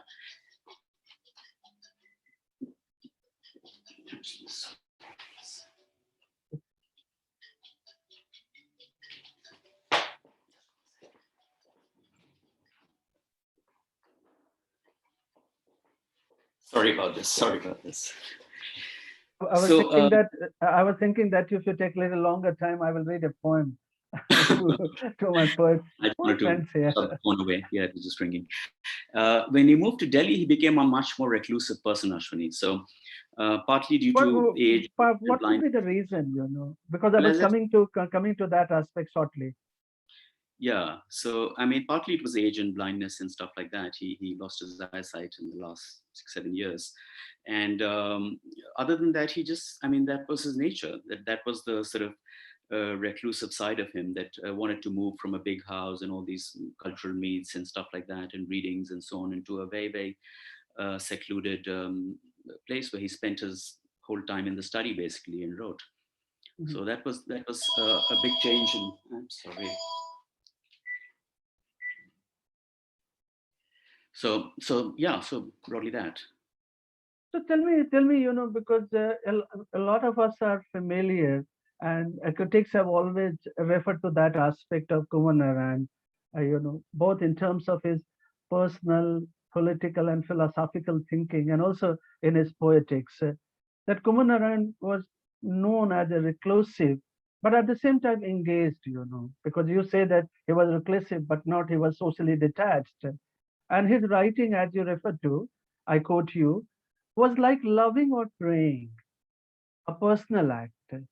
And in fact, you have quoted poet Geet Chaturvedi, who says, Kunwar Narain was a sage, he is a saint, he is a poet. So how do we look at, Kunwar Narain today in this world of, poetry of protest, Kunwar Narain was certainly not Mukti Bodh, although he shared Tar Shaptak with Mukti Bodh, and he was very close to Mukti Bodh. But Mukti Bodh's poetry, a lot of us, grew up in the Marxist, Pragativad, the progressive literature and the progressive movement in Indian poetry, in Indian literature. So how do we look at, when we look at, contemporary poets, and especially performance poets, have become very popular these days on account of their poetry as a protest poetry. So being a saint, being a sage, being a monk, a Buddhist monk, I would think Kunwar Narain is a Buddhist monk. How do we relate to his poetry, engaged or reclusive poetry? No, he wasn't a Buddhist monk at all. He wasn't a robe-donning Buddhist or a card-carrying or any of those things. So so I think Kunwar Narain has been attracted to ideas as an intellectual. And he's imbibed from all streams, I mean, including Buddhism and including Marxism. Yeah. But he never got married to a camp or an ideology or whatever. And in that sense, I mean, there's a very a famous quotation of his that a lot of literary critics cite is that people attached him to all kinds of movements, and therefore he said that I was never attached to a movement. I was only attached to poetry. It's people who attach him to movements. So, so all this, the progressive movement, the experimental movement, the romantic movement, the Chayavad movement, out of which were all things that he took in his stride. I'm not sure if he actually became a representative of any of those. And in terms of the saintly qualities that you talked about, and again, he was not a saint or a sage in the sense of the Bhakti poets, although there's enough political protest in the Bhakti poets as well, and in Kabir and so on. But Kunwar Narain was called that for his saintly qualities, for his personal saintly qualities, which had to do with his gentleness, with a certain simplicity, with his nobility, with his very, very soft-spoken, polite ways, and love for all, never saying anything bad about anyone. Very, very soft, gentle person, graceful person. So that's the sense, I think, and that kind of gets reflected in his writing as well. So in his poems and in the tonal quality of the poems and in his general sort of approach to life. So that's what's being referred to when people call him saintly or sage or a Buddha. And I would say there's no, again, like we talked about in the translation question, there's no binary that should be drawn in case of Kunwar Narain's between being saintly or having these saintly qualities versus being a poet of political protest or rebellion. So he's been a very engaged poet. So if you see his poems, he's reacted to every situation that came his way, whether it's the emergency, whether it's the demolition of the Barbary Mosque, whether it's the Gujarat riots, whether it's any social situation, right till the very last. So he's always been a very engaged poet, but he's engaged with these things in a much more fundamental way. His rebellion has been much more fundamental than joining any camp or kind of making it a reportage, a doctrine-based poetry of any kind. That's Apurva, you also mentioned quite emphatically that Kunwar Narain poetry is devoid of ornateness. There is no Baroque structure. We don't see in Kunwar Narain. Kunwar Narain as a monk, perhaps as a saint, that human quality reflects in the simplicity of his poem. Very complex, but very simple, So how do you look at, somewhere, I was mentioning and I was talking to my friends about the austere surface of Kunwar Narain's poetry. And whenever I touch the surface of his poetry, I can feel a silent sensuousness. So any idea of sources of his famous craft of what critics call practicing anonymity as a new language? That's something, a legacy of Kunwar Narain to all of us as a poet. Would you like to reflect on that? And maybe read a poem, which relates to his practice of anonymity. Could I just butt in again? I'm sorry to, but it is an Adda, so excuse me. Could you read more poems? He's reading. Anjali is reading. That's how I requested him to read a poem to reflect on his practice of, the known practice of anonymity, through poems. Correct. Thank you. So, no, we will read more poems, Anjali. Yeah, sure. No. And bilingual too. Yeah, Ashwini, that's a very good question, but I think you were asking two questions over there. One is in terms of his style and his austere surface of his poems and the linguistic simplicity of his poems. Now that applies more to his later work. If you look at his first couple of works like Chakravyuh and Parivesh and all that, they are very overtly complex in their linguistic construction. He uses even metrical verse at times, and the construction is quite overtly complex and linguistically complex. But what's happening is that over time, I think, and I've mentioned this in the introduction, is that he's maturing quite deliberately as a poet. And he sort of starts stripping away the language in his poems, and his poems in the later, and especially in this collection, are very layered poems in terms of their content, but he couches them in a very austere surface. So one is this stylistic aspect of his, and I've referred to Borges in my introduction, how even Borges is, and there's a lot of similarity in Borges' approach to things and Kunwar Narain's approach to things, and how he stripped away complex metaphors, complex language, and so on and so forth, and kept simplifying his poetry, which at the same time kept becoming more and more complex. So that is one aspect of it.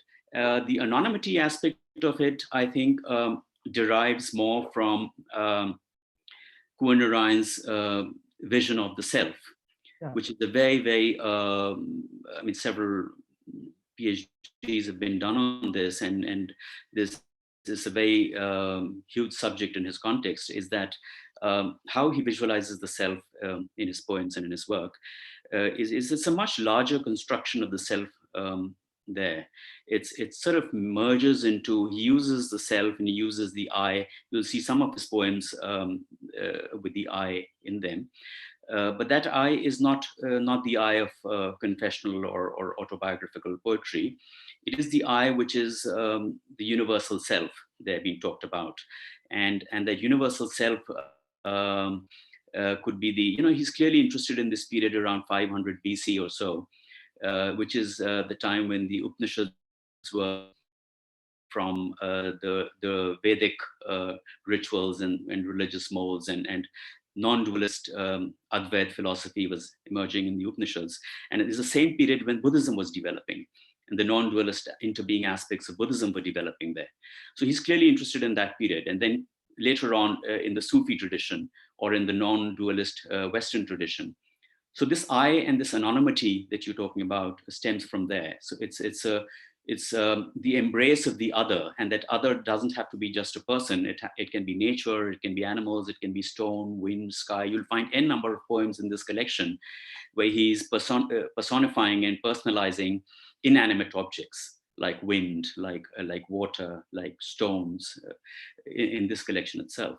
So this is the idea of him being anonymous in these poems, is that he's merging that self with the larger self. Apurva, through this I, this I, which is a metaphorical I, can we read a poem like, I'm trying to, use this I as a metaphor to experience, the poem titled An Evening in Golconda. I think that's very, powerful poem. So can we look at, this poem? Can you read this poem?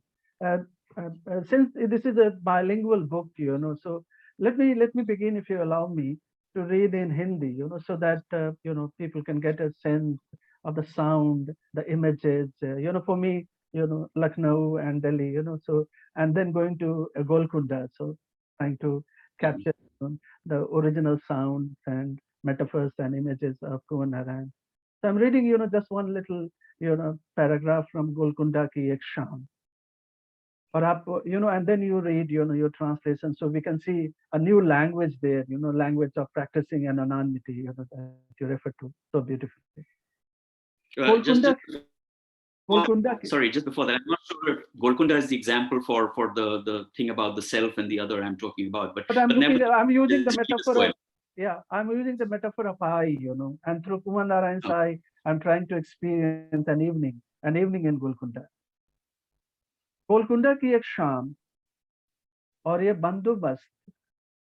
बंदोबस्त ये नजरिए कहाँ से इकट्ठा हुए हौसले, कहाँ से इकट्ठा हुए शाही हुजूम, इन चढ़ाइयों इन ढलानों पर थरथराते घुटनों पर खड़ी इमारतें लुढ़कने को, बिना छत के कमरों दालानों में मुश्किल से फर्क कर पाती दीवारें, बहुत लंबी बहुत मजबूत चट्टानों में उखाबी जांबाजों के उजाड़ घोंसले और वो दिलेर उड़ाने.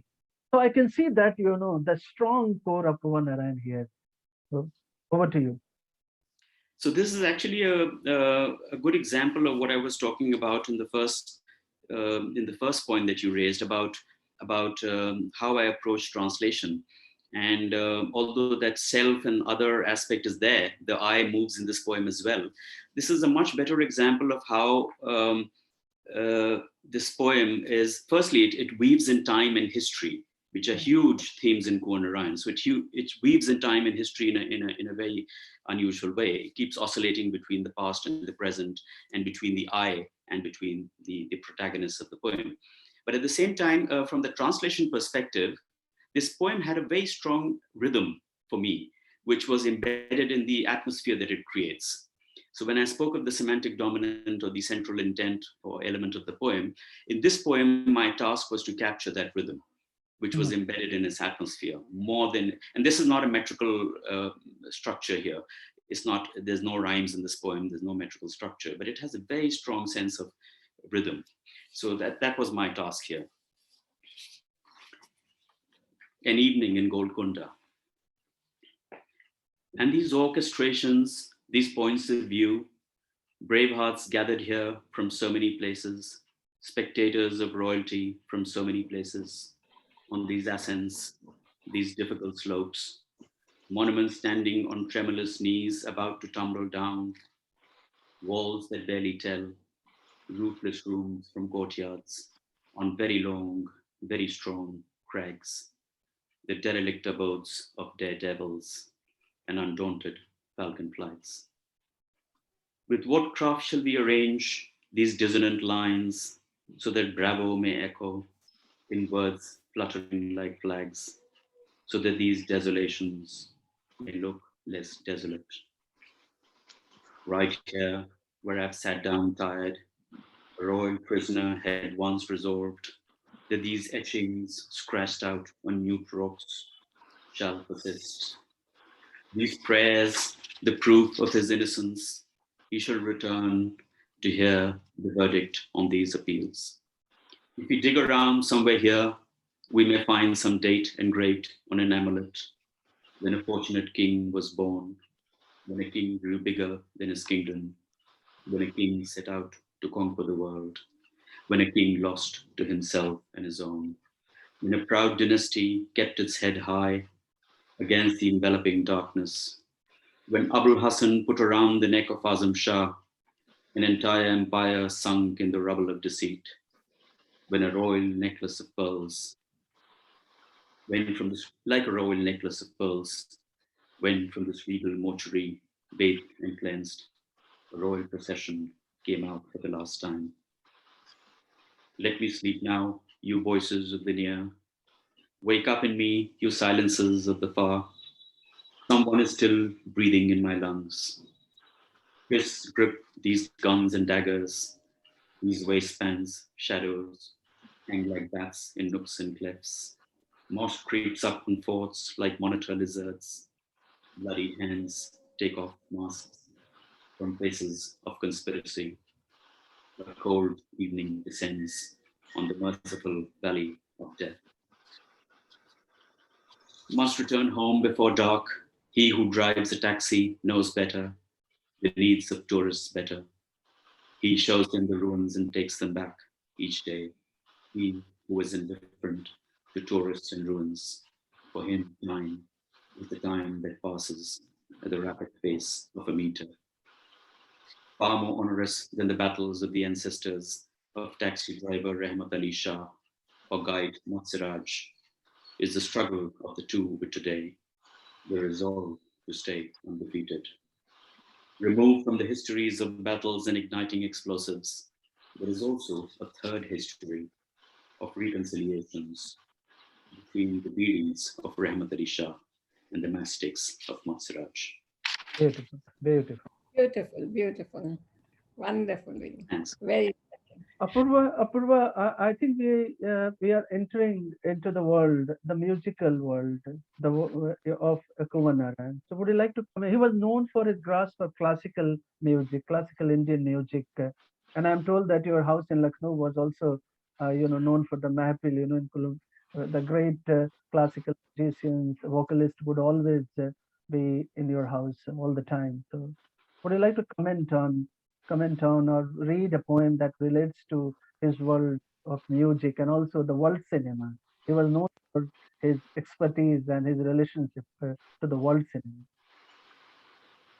Yeah, so in fact, the poem that I read has a very cinematic feel to it, I thought, in terms of there's world cinema and Indian classical music have been very, very important to him. I mean, the arts in general. There's a whole book of his writings on world cinema, which just came out a few years ago. And there's a book in the making of his writings on the performing arts. So yeah, I mean, that was a period, as I said, in the 60s and the 70s when people like Amir Khan and Jasraj and Malini Rajukar and Ghulam Mustafa and all these used to perform at our place. And Satyajit Ray was a very close friend of my father. So he shot Shatranj Ki Khiladi from our house. And several poems are inspired. I mean, you'll see the ekphrastic poems in this selection, like Guernica. There's the music-inspired poems like Rag Bhatiyali or De Rag. They are, That's my favorite poem, you know. Rag Bhatiyali is my favorite poem. Okay. Do you like to read that poem? I think, you know, I'm sure people will enjoy, you know. And if Ranjit is around, he would certainly enjoy, you know, I see. the Rag Okay. Bhatiyali. Sure.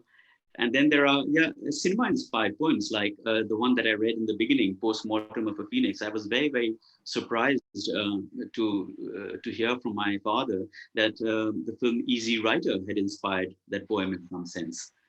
So he used to be a very, very avid sort of watcher of world cinema, even from his early days in his teens and 20s. He had a seat reserved in this famous Mayfair Theatre in Lucknow. And at that time, they used to get all these post-war films, and he used to every second evening he used to be there. So yeah, I mean this sort of cross-fertilization between the different arts has been a very, very important aspect in his sort of. Would you like to read a short poem? And because, you know, we will open the floor for the audience to join. We will take their questions in the chat and a little more engagement with the audience I would love to have. So, okay, so let me read a poem that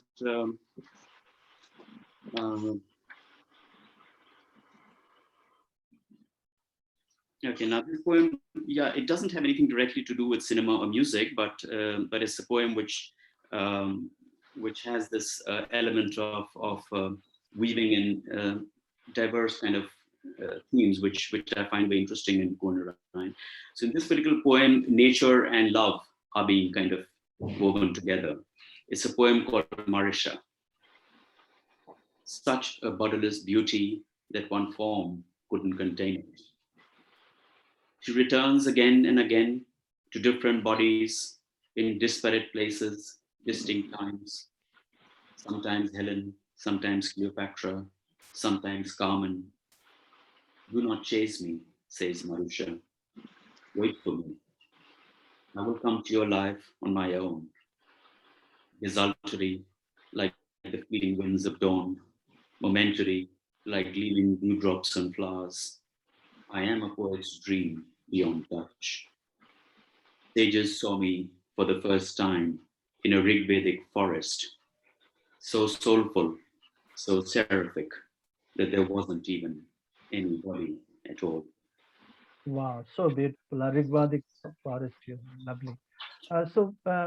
If we are, Anjali, if we are getting any questions in the chat or any comments in the chat, we can share with Apurva and would like to see his responses to the chat questions. I've asked for questions here. Yeah. And meanwhile, you know, Apurva, you know, this conversation won't be complete without referring to some of the mythic characters, you know, made popular by Kunwar Narain, like Sage, you know, Nachiketa. I mean, I was thinking about that. We haven't talked about Nachiketa, you know. How do you look at, you know, are you Nachiketa of Kunwar Narain? Well, tell me frankly, you know, because you are also very reluctant and very reclusive, you know. But what is this relationship first, you know, like a father and Nachiketa? So these are his book-length poems. They're not part of the current book that we're discussing, but he wrote 3 book-length poems. 2 of them based on episodes from the Kathopanishad. Now, this is also an example of how the lived and the written sort of come together in Kunwar Narain. He always internalized experiences, feelings, emotions for days and years and even decades before he wrote something. So these two epic poems are an example of that. Atmajai, which is based on Nachiketa and Vajrashava, from a son's perspective and from the perspective of life looking at death. Now, these are very metaphysical works, borrowing from the Upanishadic tradition, but in very modern contemporary molds. Now, this was written at the time when he had gone through a huge sort of a series of family deaths, including that of his mother and his sister, and that really shook him up. And therefore, death became a very dominant theme in his psyche at that point of time. Vajrashava was written 40 years later. Yeah. Over 43 years later. It's a sequel to Atmajai, but it was written 43 years later from the perspective of the father. So this is what I'm saying. Kunwar Narain lived those 43 years as a father before he decided to write Vajrashava. Now it's based on that same episode.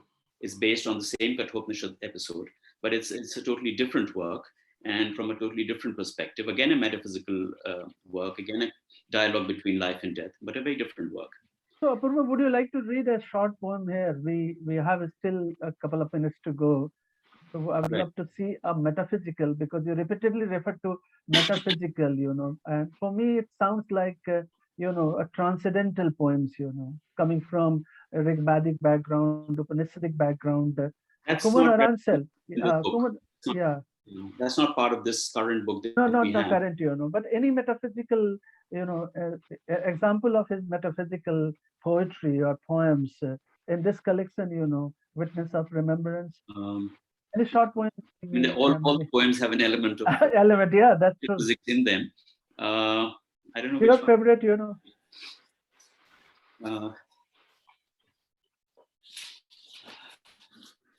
it's a very difficult thing to identify a metaphysical, specifically in the sense that we're talking of. I mean, of course, his work Kumarjiv is also, which came after these, is inspired by the life of a translator, and is also a metaphysical work, but in a very different way, where he's borrowing from history. And so let me read a poem where history comes in, and in the metaphysics of history comes in. It's called In the Lanes and By-Lanes of the Past.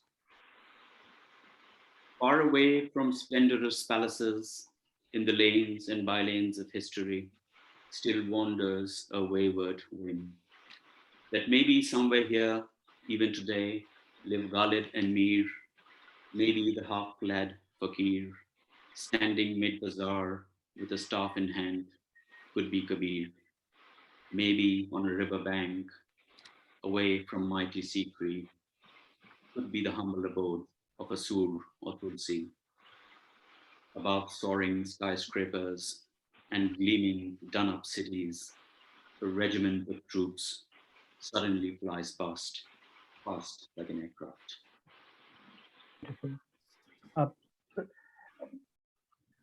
Apurva, now we have almost reached the end of the conversation. Sorry, there's a question here, Ashwini. May I? Please. Yeah, I can't take the question in the chat, but please share. Oh, yeah. Ranjit is asking, firstly saying, Apurva and Ashwini, thank you so much for this vibrant conversation. I was going to ask Apurva if he has plans for translating Atmajai in tune with the question Ashwini asked just now. Apurva, please. Well, Nachiketa, I'm Nachiketa. That's a very, very challenging work to translate. Firstly, because it's a book-length poem, so the whole idea of matching the individual with the whole and the registers of that, and to bring that work into a contemporary register is a very challenging thing. But I definitely have it in mind, Ranjit, to translate it at some point in time. Let's see when it happens. Yeah. Because Kumarjiva opens up, the whole world of translation, the Chinese way of translation, the Buddhist way of translation, and also the Indian way of translation. So I think, it's what Ranjit refers to, confluence of are translating traditions, across subcontinent through China and other parts of the world. I think we look forward to that book. And tell me something, maybe at the end, I wanted to share, this part of Kunwar Narain. Kunwar Narain was known as a visionary, someone who had a vision. So looking at pandemic, this global pandemic, COVID pandemic, and I found out that in your this translation, in this witness of remembrance, there is a poem titled "The Pandemic of Numbers." Did he really, see, the coming of pandemic, as a visionary? Yeah. He wrote that poem in the early 90s, and here we are in the middle of the pandemic now. So it's quite a sort of shakes you up in a way. So as a philosopher, I think, poets have this, what we refer to the eye, I'm looking at that metaphorical third eye. I think maybe through his third eye, metaphorical eye, he could sense, he could see, coming off a pandemic, the world of, isolation, the world of social distancing, a new experience, poetic, social and aesthetic experience, linguistic experience.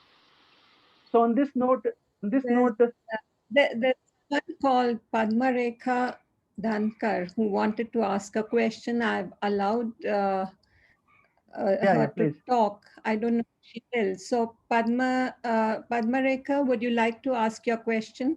You can unmute yourself and ask. Padmarekha.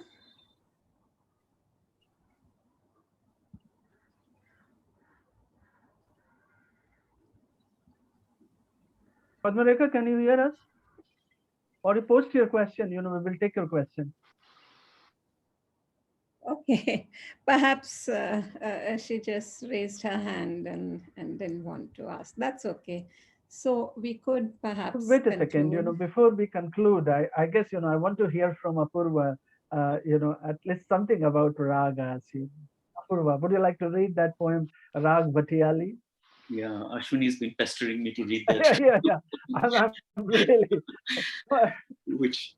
Always we need raga in the pandemic time, Apurva, it's my, on behalf of other poets in Mumbai, we live in the city of music, live in the city of films, and my poet friends, Hemant Divate and Sanjeev Khandekar are around here. They all love ragas of various kinds.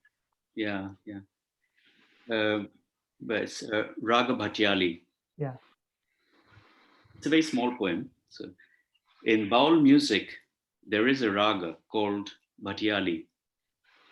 Its final note is left unlaced, swaying in the dome of the sky like a sound saturated with the full raga of life, fading into infinity. It doesn't bind the remaining notes, and so in the end isn't bound by them either. Something like a last sigh, it seems to give us a strange sense of liberty. Thank you very much. And I'm not going to end this conversation. In fact, again, I'm using a poem title in your collection in this volume, A Day, a Raga, few lines in Hindi I'm sharing with my poet friends here. This is not the end of the conversation. आओ शुरू करें एक दिन जैसे एक राग, आओ शुरू करें एक दिन जैसे एक राग, विलंबित में आलाप से जैसे शुरू होती है सुबह धीरे धीरे. Come, let us begin one day like a rag, in slow time, starting with a prelude, like a morning begins, little by little by. Thank you very much, Apurva. Thank you very much, Sanjeev. Wonderful, wonderful. Thank you so much, Ashwini. And thank you, Apurva. This was truly a memorable session. And I'm so glad it's being recorded and that we will have occasion to listen to it again and again. Thank you very much. And a beautiful note to end with. Thank you so much, Anjali, for hosting this. And thank you, Ashwini, for your wonderful readings and questions and points that you raised. And I see there are a lot of comments and questions here. Thank you, Ranjit. Thank you so much. Thank you, Sarabjit.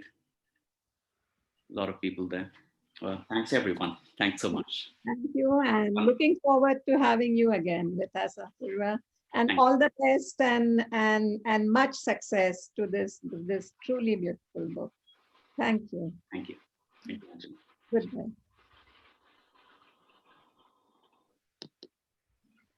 Right. So after that wonderful session, we come to our last session for the day. And in fact, the concluding session of the Cappuccino Readings Poetry Festival, April 21. I'm very happy to invite Hemant Divate. Hemant, are you there? Hemant? Yes, I am there. Yeah, great. Welcome, Hemant. I spoke to Avinash Sapre in the morning, and he said I was not to introduce anybody. Very likely I make a hash of introductions, maybe, I don't know. But he said that between you, you had worked out that you would introduce each other during the session itself. So welcome, Hemant, one of our very staunch Addebas in Mumbai, and very happy to have you as a staunch Addebas here. I also welcome Avinash Sapre. Are you there? Avinash. Unmute kara. Oh. Yes. Welcome, Avinash. तुमचं unmute करा ना. Mic unmute करा. Mic आहे ना, left साइडला mic आहे, तो unmute करा. Yes. हा झालं. Thank you. And Sanjeev Khandekar, our maverick poet, artist, and painter. So they will be talking today about Manya Joshi. Manya Joshi ahe. Welcome, Manya Joshi. Please put on your camera and mic. Camera off hai tumcha. Yeah.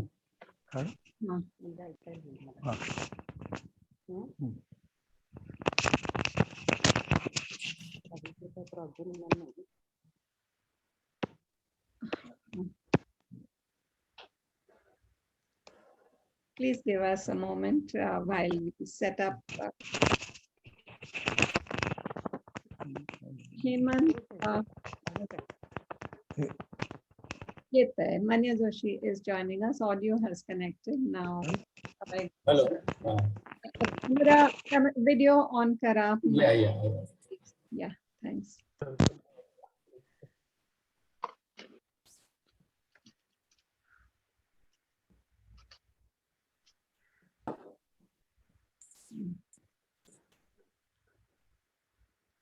Should we?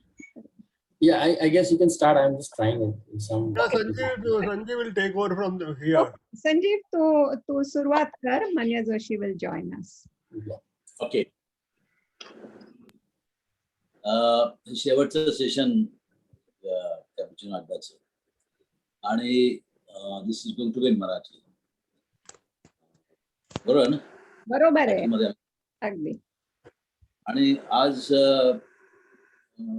Hemant Divate एका बाजूला आहे, माझ्या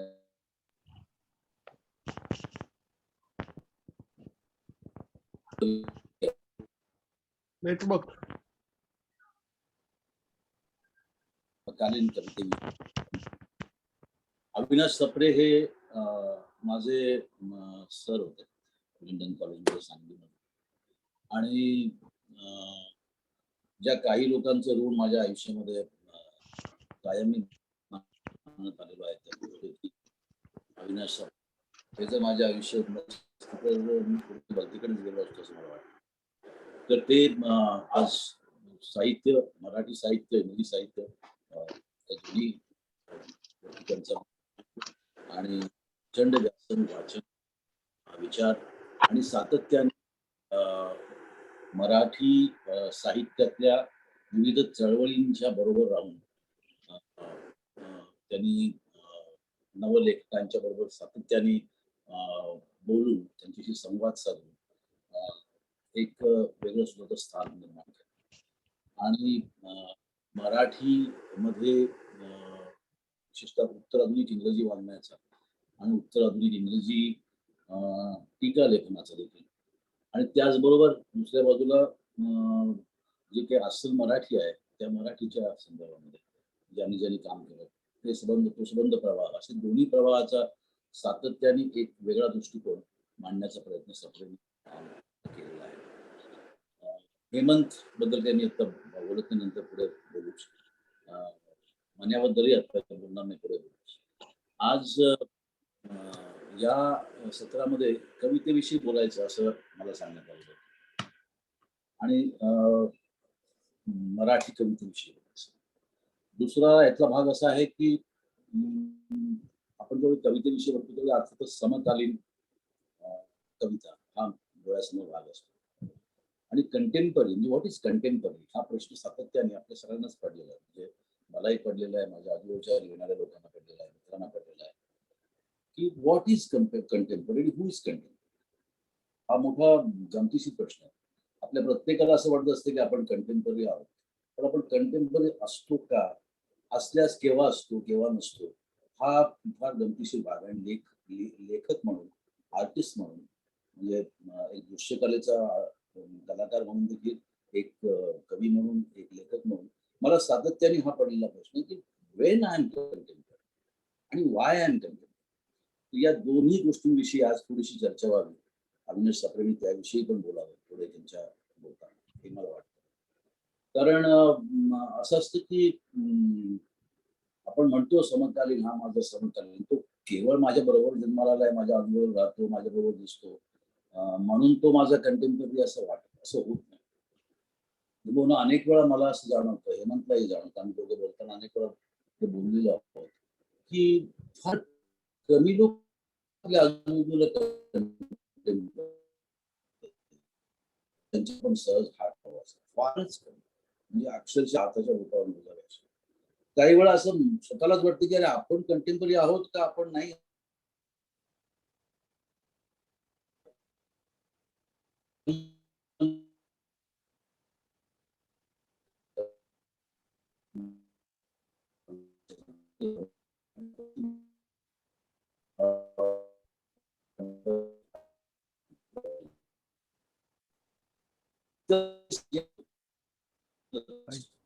Sanjeev, your audio is going. Audio is going, Sanjeev. ऐकू येत नाही.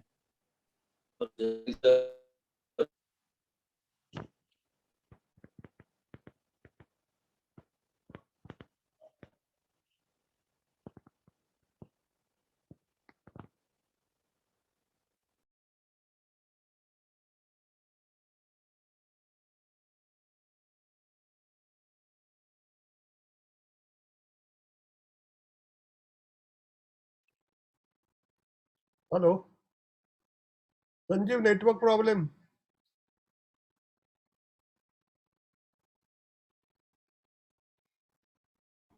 तुम्ही बोलाल का हेमंत, तो येईपर्यंत परत?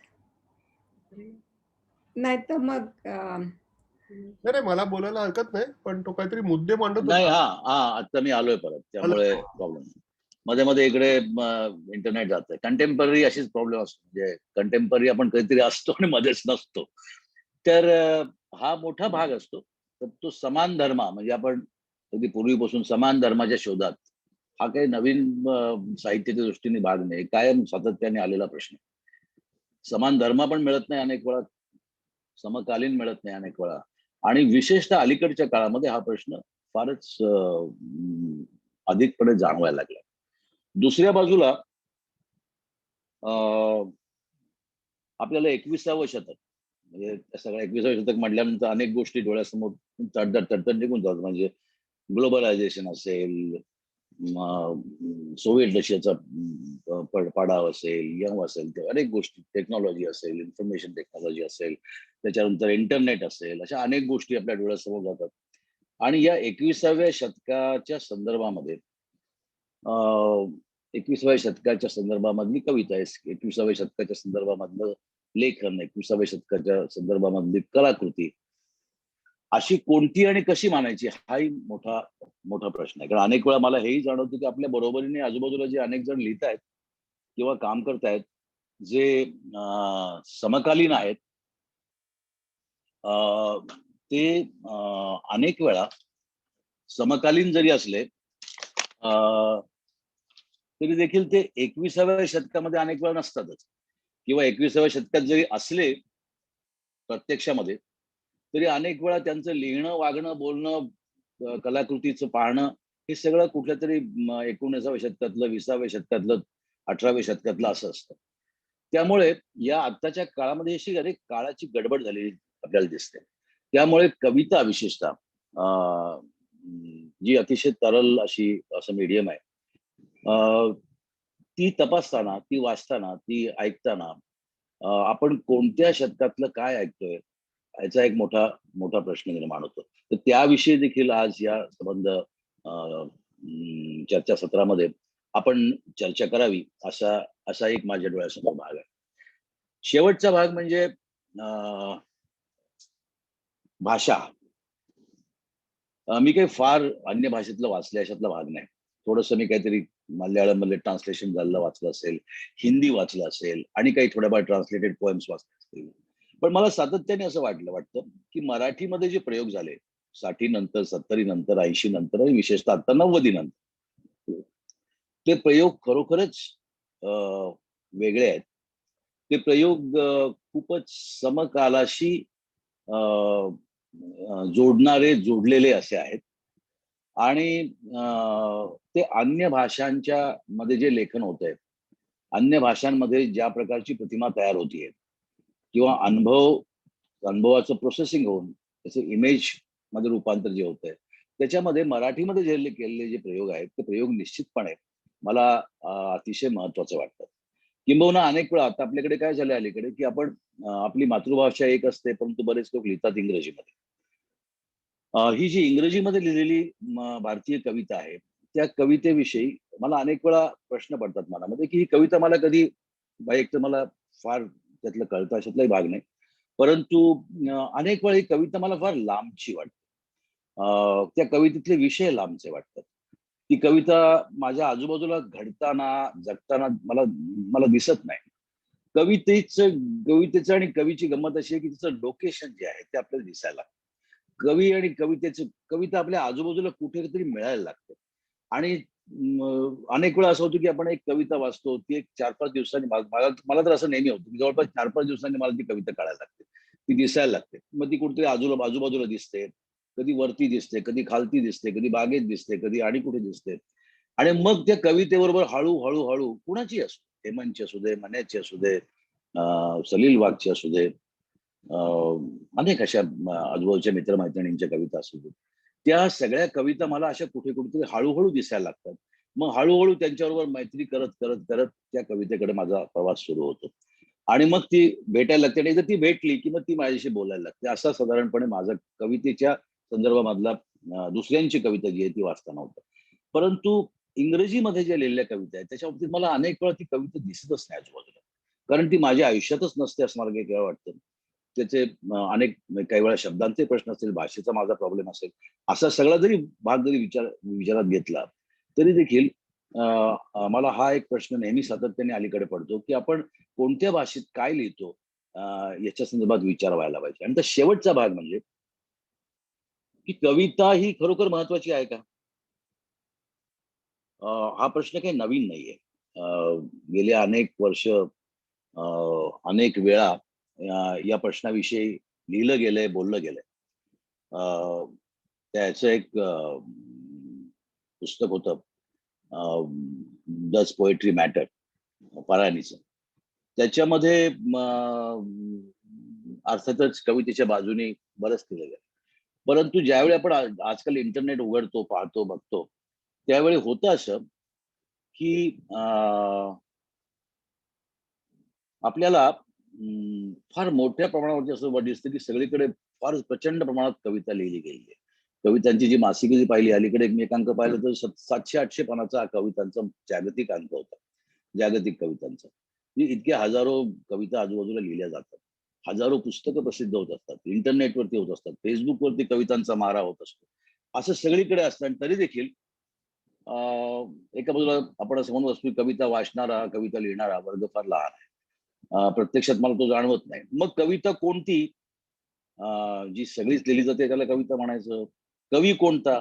असे सगळे प्रश्न डोळ्यासमोर आहेत.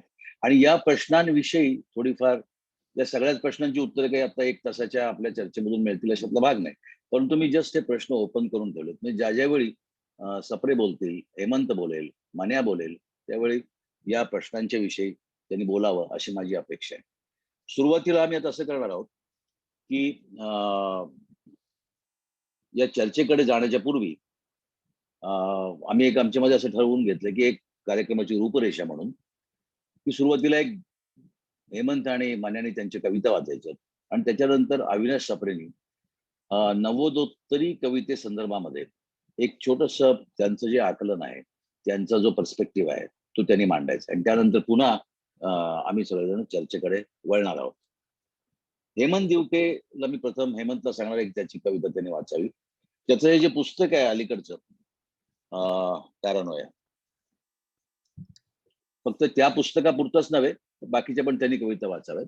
हेमंतची गंमत अशी आहे की हेमंत हा मला कायम अनेक कवितांमधून कंटेम्पररी वाटलेला आहे. हेमंत कायम मला अनेक कवितांमधून 21व्या शतकातला कवी वाटलेला आहे. 21व्या शतकातला कवी होण्यासाठी 21व्या शतकात कविता लिहिण्याची गरज नसते. तुकाराम देखील 21व्या शतकातला कवी आहे असं मला वाटतं. किंवा हेमंतनी स्कायलॅबची जी कविता लिहिली होती ती हेमंत तू आज वाचणारच की नाही मला माहित नाही, पण थोडंसं त्यातला एखादा भाग वाचावा असं मला वाटतं. ती मला वाटतं 90च्या किंवा 80च्या दशकाच्या शेवटी लिहिलेली कविता आहे. म्हणजे 20 वर्ष 21व्या शतकाला उरलेली असताना, परंतु ती परफेक्ट 21व्या शतकाची कविता. किंवा त्या फुलपाखरावरची कविता आहे, ती मोहक कविता आहे, 1 जुलै कविता, या सगळ्या कविता जुन्या कवितांविषयी तुझ्या पद्धतीने, या सगळ्या कविता मला जरी त्या 80 मध्ये 90च्या सुरुवातीला जरी लिहिल्या गेल्या असल्या तरी त्या मला या समकालीन कवितेचा भाग म्हणून महत्वाच्या वाटतात. आणि हे उदाहरण मी मुद्दाम दिलं कारण सुरुवातीला मी जे म्हटलं की हु इज कंटेम्पररी, त्या प्रश्नाचं उत्तर त्या माणसाच्या लेखनातून अशा पद्धतीने मिळत असतं. हेमंतला मी आता विनंती करतो की त्यांनी त्याची कवितेने सुरुवात करावी. मी काही त्याला स्पेसिफिकली हे वाच ते वाच असं म्हणणार नाही, पण अर्थात त्यांनी आजच्या या तासाभराच्या ह्याच्यामध्ये केव्हा तरी स्कायलॅब वाचावी असं मला वाटतं. आणि अदरवाईज दिस बुक आणि त्याच्यामधली जी एक दीर्घ कविता आहे पाणी म्हणून, त्यांनी जर सुरुवात केली तर फारच बरं. अर्थात choice is yours, you can start with anything. Thank you Sanjeev. नदी घेऊन आलोय सोबत, ही जी पाण्याबद्दलची तू कविता म्हणतोस ती ही आहे. आणि खूप लांब आहे कविता, खरं म्हटलं तर वेळेचं भान ठेवायला पाहिजे म्हणून वाचू नाही, ती लांब असली तरी वाचावी असं वाटतं मला. म्हणजे आज मला हीच एक कविता जोरजोरात वाचायला लागणार आहे. आणि अर्थात नाही, ती मुद्दा माझ्यासाठी वाच, कारण त्या कवितेमध्ये मी जे मगाशी मुद्दे मांडले त्या मुद्द्यांचा काही भाग आहे म्हणून. आणि नंतर सप्रेंना देखील त्याला पुढे बोलता येईल त्याविषयी. ओके. नदी घेऊन आलोय सोबत. कवीच्या आईचं खोल विहिरीच्या तळाला असलेल्या किंचित झिरपत येणाऱ्या थेंबे थेंबे पाण्याशी माय लेकीसारखं नातं होतं. आणि अँझायटी होती त्या अंधारात चमकणाऱ्या पाण्याबद्दल. तिला झालं होतं, तिचं लग्नच झालं होतं पाण्याशी, पण कोणालाही समजला नाही तिचा आकांत, ना समजलं तिचं कधीतरी कवीची आई होणं. कवितेसारखं तिला राहायचं होतं पाण्याबरोबर विहिरीजवळ. हिम्मत झालीच तर कधी विहिरीच्या तळाशी डायरेक्ट पाण्यात.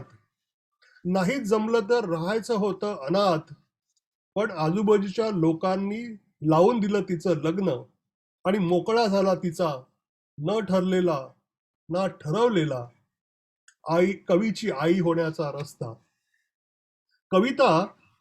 कविता कधीही अनाथ नसतेच, असतंच कुणीतरी कवितेच्या मागावर. कवीच्या आईलाही अनाथाश्रमात अनाथ नाही वाटलं. कवितेसारखी भोळी म्हणून तिची काळजी घ्यायचे सगळे. ती स्वभावानुसार चिंता करत बसायची सर्वांची. वेण्या बांधून देणं, डोक्यावर खोबडं थापणं, असं साधं सुधं लाईफ होतं तिचं. मग अनाथाश्रमातून ती थेट गावात आली. जशा कवीला सुचतात कविता, तशा तिला फक्त वेण्या घालता यायच्या आणि देता यायच्या डिस्पेन्सरीतल्या वेगवेगळ्या नंबरच्या गोळ्या. म्हणजे कुठली कविता वाचल्यावर बरं वाटणारे पेशंटला. लग्ना अगोदर चपात्या लाटणं, भाकरी बनवणं, भाजी बनवणं ना तिला कोणी शिकवलं ना ती शिकली. ना रस होता तिला त्यात. तेव्हा कुठं व्हायची अनाथ मुलींची लग्न. त्यांना फक्त सेवा करता आली की झालं. आणि सेवा करून घेणारे सांगत असायचे की काय करायचं ते. हेही कवीसारखं बावळटपणाचं लक्षण. खूप उशिरा कळतं कवीला, कविता मेंदूची भूक भागू शकते पण पोटाची नाही. तिला मुलं झाली, कशी तरी तिने ती सांभाळली. दुसऱ्या अनाथाने, जो तिचा नवरा होता, त्यानेच तिला शिकवल्या चपात्या कशा लाटायच्या, भाजी कशी करायची. ती कवी होती, जरी लिहिल्या नाहीत तिनं कविता. आणि कुठे असायचा त्या काळच्या कवींना फालतू गोष्टींमध्ये रस. 3 पहाटेच ती उठायची. कदाचित झोपतही नसेल रात्रभर. उठून मग ती पोहरा टाकून ठेवायची प्रचंड मोठ्या विहिरीच्या अशक्त झिरपणीत. सकाळी मग गाव जाग होण्या अगोदर एक हंडा कळशी पदरात पाडून घ्यायची. काही सांगितलं नाही तरीही रात्री उठून तिच्या चेहऱ्याकडे पाहिल्यावर वाटायचं की रात्रभर तिच्या स्वप्नात विहीर, पाणी, थेंब थेंब झिरपणारा विहिरीतला झरा, टप टप झिरपणारं पाणी येत असावं. तिच्या चेहऱ्यावरचे भाव बघून कवीला समजायची तिची स्वप्न आणि फिकीर. चांगली कविता लिहून झाल्यावर जसा आनंद खेळत असतो कवीच्या मनात, तसा तिच्या चेहऱ्यावर पसरलेल्या समाधानात कळायचं की ती या क्षणी स्वतः पाणी झाली आहे. फॅन्टास्टिक. आणि तुडुंब भरून वाहत चाललंय विहिरीचं पाणी.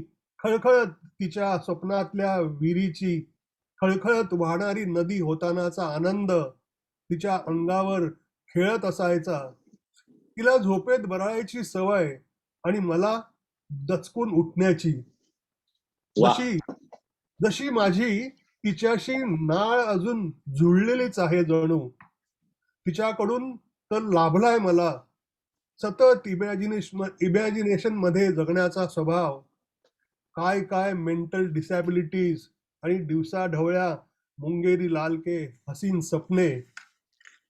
4 पोएट्स ब्लॉग आल्यासारखी कधी कधी तिला दुःस्वप्न पडायची.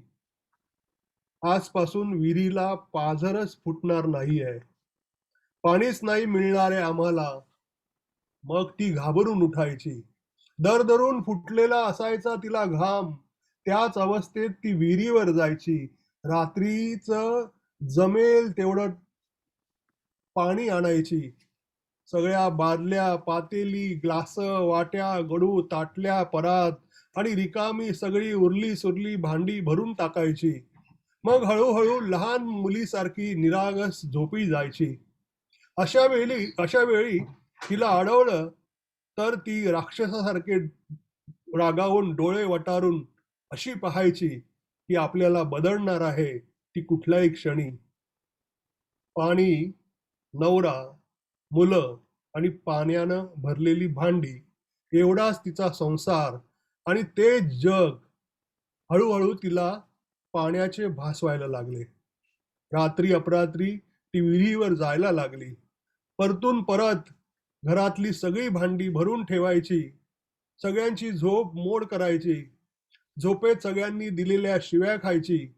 हळूहळू तिच्यात कोडगेपणाही ठाम मांडून बसला. ती पुरती डुबून गेली पाणी प्रश्नात. कवी जसा बुडून जातो कवितेच्या विश्वात आणि विश्वास उरत नाही त्याचा भौतिक विश्वात. 5. नंतर मी तिला घेऊन आलो जिथे 24 तास पाणी असायचं. म्हणजे अटच होती माझी की घरात नसलं काहीतरी चालेल, पण संततधार हवी पाण्याची. पाणी आलं तसं ती शांत झाली काही काळ. मग पाण्यावरचं तिचं लक्ष गेलं माझ्याकडे. ती अचानकच म्हणू लागली की बाहेर खूप लोक जमलेत तुझ्यासाठी, बहुतेक तुला मारणारे आहेत. मी म्हटलं मी काहीच तर केलं नाही. तर ती म्हणाली, तू पाणी अडवून ठेवलंय ना. मी म्हणालो, कुठे अडवलंय पाणी. ती म्हणाली, तू नदी तुझ्यासोबत घेऊन आलायस आणि लोक तुझी वाट पाहत आहेत तुझ्याकडची नदी खेचून घ्यायला. 6. मग ती माझ्या काळजीतून स्वतःच्या काळजीत घुसली. सहजच तिनं पाहिलं अंधारात की तिला झुरळं बाहेर पडताना दिसायची. मला ती एकदम महाराज म्हणू लागली. सतत पाऊस पडतोय का असं विचारू लागली. भावाला तर ती बिलगून बसायची. त्याला तर तिने उंदीर उडताना दाखवले. मला तिने संत्र्याची एक फोड 400 लोकांना कशी वाटता येईल ते एका दमात सांगितलं. माधुरी दीक्षितच्या नवऱ्याला ती स्वतःचाच मुलगा समजायला लागली. मध्येच माझ्या सिगरेट बद्दल तिची तक्रार, तर कधी रमपेक्षा विस्की बरी असा आग्रह. मला ती कधी अर्धी शहाणी, कधी अर्धी मॅड वाटायची. 7. तिला सुरप्या रंब्या आवडायच्या, नाहीतर झोपाळ्यावर झोके घ्यायला. ऑफिस नंतर मी तिला बागेत घेऊन जायचो. मग बागेत ती झोपाळा घेता घेता आठवायची अनाथाश्रमातले दिवस. कधी तिला आठवायचा पाण्यात बुडालेला श्याम आणि ती उदास व्हायची. कधी तिला मी लटकलेला दिसायचो झाडावर. झाडाच्या फांद्या माझा गळा पकडायला येतायत असं वाटायचं. ती अस्वस्थ व्हायची. मला खेचून घरी घेऊन यायची. टीव्हीवर पुन्हा पुन्हा त्या सिरियल पाहायची. टीव्हीतल्या कुटुंबाशी सरमिसळून जायची. विचारत राहायची की सून कधी परतणार आहे बोरकरांची. श्यामरावांना मुलगा झाला का म्हणून भांडत बसायची वडिलांशी. म्हणायची की तुम्ही बोरकरांकडे जाऊन या. श्यामरावांना चहाला कधी बोलवणार. सायकॅट्रिक मित्र कम डॉक्टरकडे गेलो तर त्याच्याशी खूप जुन्या पुराण्या गप्पा मारल्या तिनं. तिला सगळंच आठवत होतं. तिनं सगळ्यांची विचारपूस केली. मित्र वेडा झाला, पण त्याला समजला पाणी आटण्याचा तिचा आणि माझा संबंध. तो म्हणाला, कविता लिहायला कोणी जगत नाही, जगता जगता कविता लिहिल्या जातात. मी म्हणालो, कविता जगायला जगतो आणि तो येण्यापूर्वीच त्याचं सफरिंग सुरू होतं. डार्विनने म्हटल्याप्रमाणे survival of the fittest sufferer. धन्यवाद. उत्कृष्ट. तर ही जी कविता आहे ना, ही कविता मला असं वाटतं की मी अलीकडच्या काळामध्ये ज्या कविता वाचल्या त्यातली सर्वोत्कृष्ट कविता आहे. या कवितेमध्ये काय नाहीये, म्हणजे या कवितेमध्ये कंटेम्पररी संबंध आपला विश्व आहे. या कवितेमध्ये सर्वसामान्य माणूस आहे. या कवितेमध्ये पाणी आहे. या कवितेमध्ये एन्व्हायरमेंट आहे, अँथ्रोपोसीन आहे, कॅपिटलोसीन आहे, नेक्रोसीन आहे, काय नाहीये.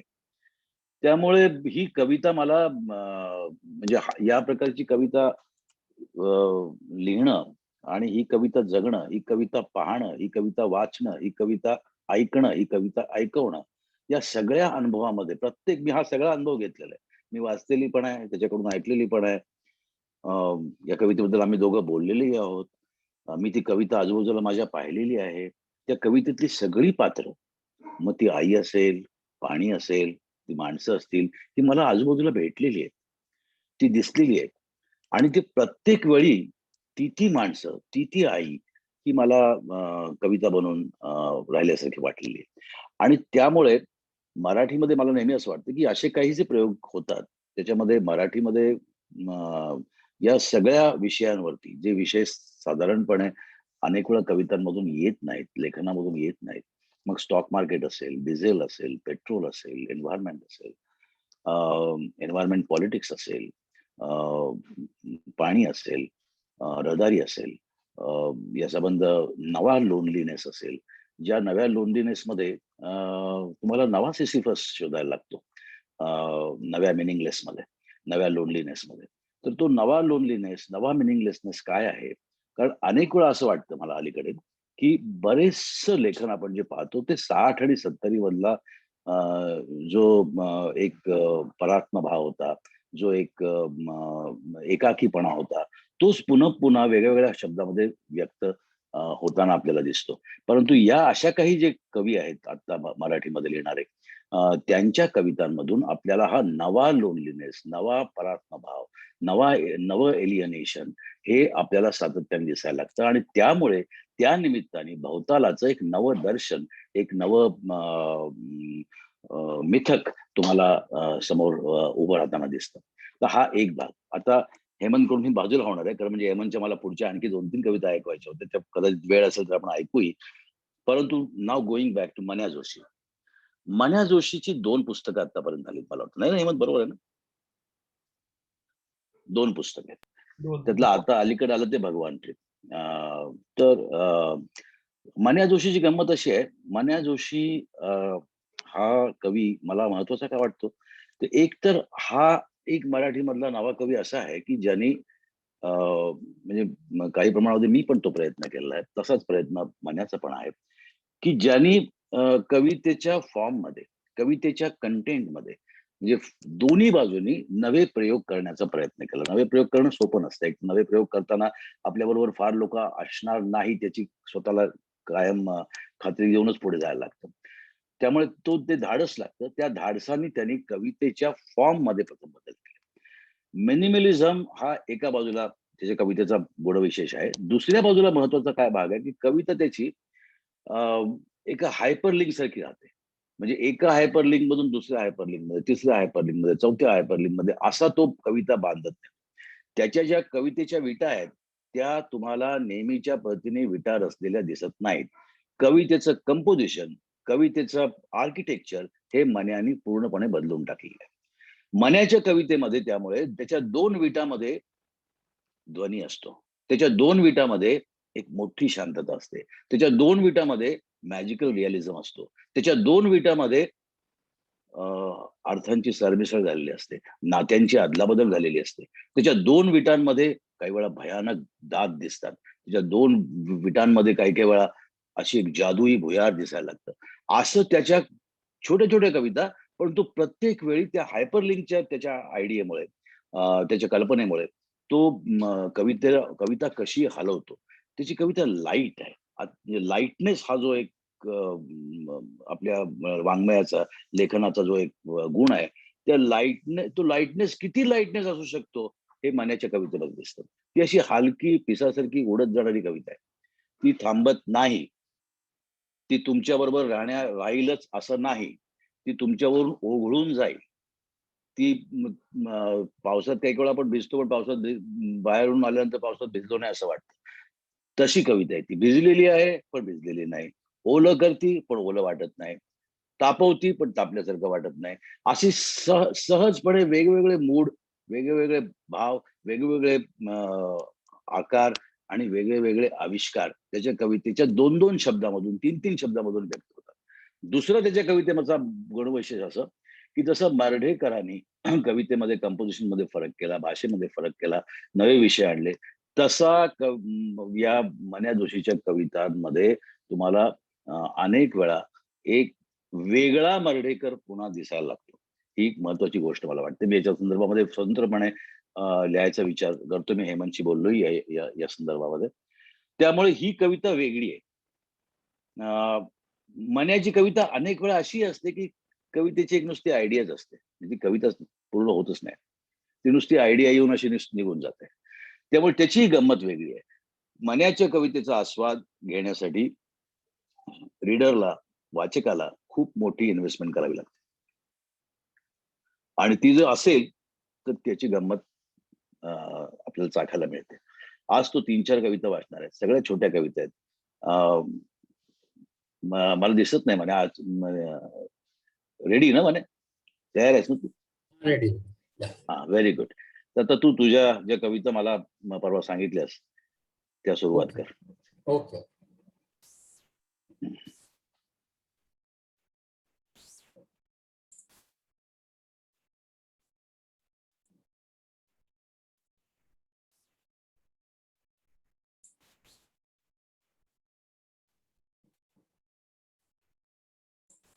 Yeah. Thank you, Sanjeev Khandekar, and thank you, Anjali, for giving this opportunity. पहिली कविता वाचतो. टायटल आहे हॅलो. हॅलो हॅलो, काय चाललंय? काय करतेस? ते बोल ना. परफेक्ट आहे. तुला आवडायचे रियालिटी शोज, ओढून बातम्या देणारे सर्वज्ञ अँकर्स, अनसेन्सॉर्ड ऑनलाईन कॉन्टेंट. का लागली नादी सायन्सच्या? मत, विचार, चिंतन, डिस्कॉर्सेस, मनन. मत, विचार, चिंतन, डिस्कॉर्सेस, मनन. बाहेर बघ, जास्त खोलात नाही घुसत डीसीपी प्रद्युमन. मंद्र पाऊस अलगद सांडतो झाडांवरून पानांवरून, तरल घरंगळ वारा भरले गीत लकेर तुझ्या माझ्या अवकाशात. चुकीचे टेम्पलेट, चुकीचे filling, keep on rolling. Hello hello बोल के तेरे आजू बाजू डोल के, buffalo soldier, dreadlock master. Du hast mich. Du hast mich. Hello, hello. Thank you. दुसरी वाचू संजीव. वाच. फक्त मला एकच गंमत आठवली याच्यामध्ये. म्हणजे मला गंमत अशी वाटली की ती मर्डेकरांची हॅलो हॅलोला हलकट उत्तर, त्याची मला ती काहीतरी. एनिवे, दुसरी वाच. दुसरी कवितेचं टायटल आहे बहुत जन. पांढरा आईस्क्रीम, काळी पॅप्सी, पिवळा पिझ्झा, असा डेली. हेल्दी झाले तर मग काय करू? राजकुमाराला काय दाखवू? गोरी होऊशी वाटते, मला काय करू? त्रास आहे नुसता. जिजू बोलतात मन मोठं कर, मन मार मोठं होतं. अंधश्रद्धा आंदोलनात घुसले, सोपं होतं. भानामती घरचाच करतो कोणीतरी. भूतभीत काही नसतं, देवबीव पण. श्रेष्ठ मानव, श्रद्धा ठेवली. सिनियर लोक चढले माझ्यावर, नाव खराब करणार, फोट इथून. एका डीजेला चिकटले, फुल धमाल, गाणीच गाणी. पडले, हसले, उठले, नाचले. पडले, हसले, उठले, नाचले. गणपती उत्सवात वाजवला ढोल, पांढरा ढोल, काळी शाई. गणपती उत्सवात वाजवला ढोल, पांढरा ढोल, काळी शाई. अरिजित सिंग आवडत नाही, सानू आवडतो. का राग येतो? रिक्षात बसून चिल्लर झंकार मधून सानू गातो. मी रस्ता बघते, रिक्षावाला हसतो. काय कळणार कोणाला? उजव्यांचा, ठार उजव्यांचा त्रास होतो, पण दोन सोंडके किस करताना बघून अजून होतो. उजव्यांचा, ठार उजव्यांचा त्रास होतो, पण दोन सोंडके किस करताना बघून अजून होतो. मग अनुभव, अनुभव, हे अनुभव पेपरवर उतरवले. मरू दे मन, 3 दाबेल्या खाल्ल्या, ज्यूस पिले. या एकदा आमच्या सर्वोदय नगरच्या खाऊ गलीत. मस्त, एक एक आयटम मस्त वाटतो. क्या बात आहे. तिसरी वाजतो. हा वाच वाच वाच. कवितेचं टायटल आहे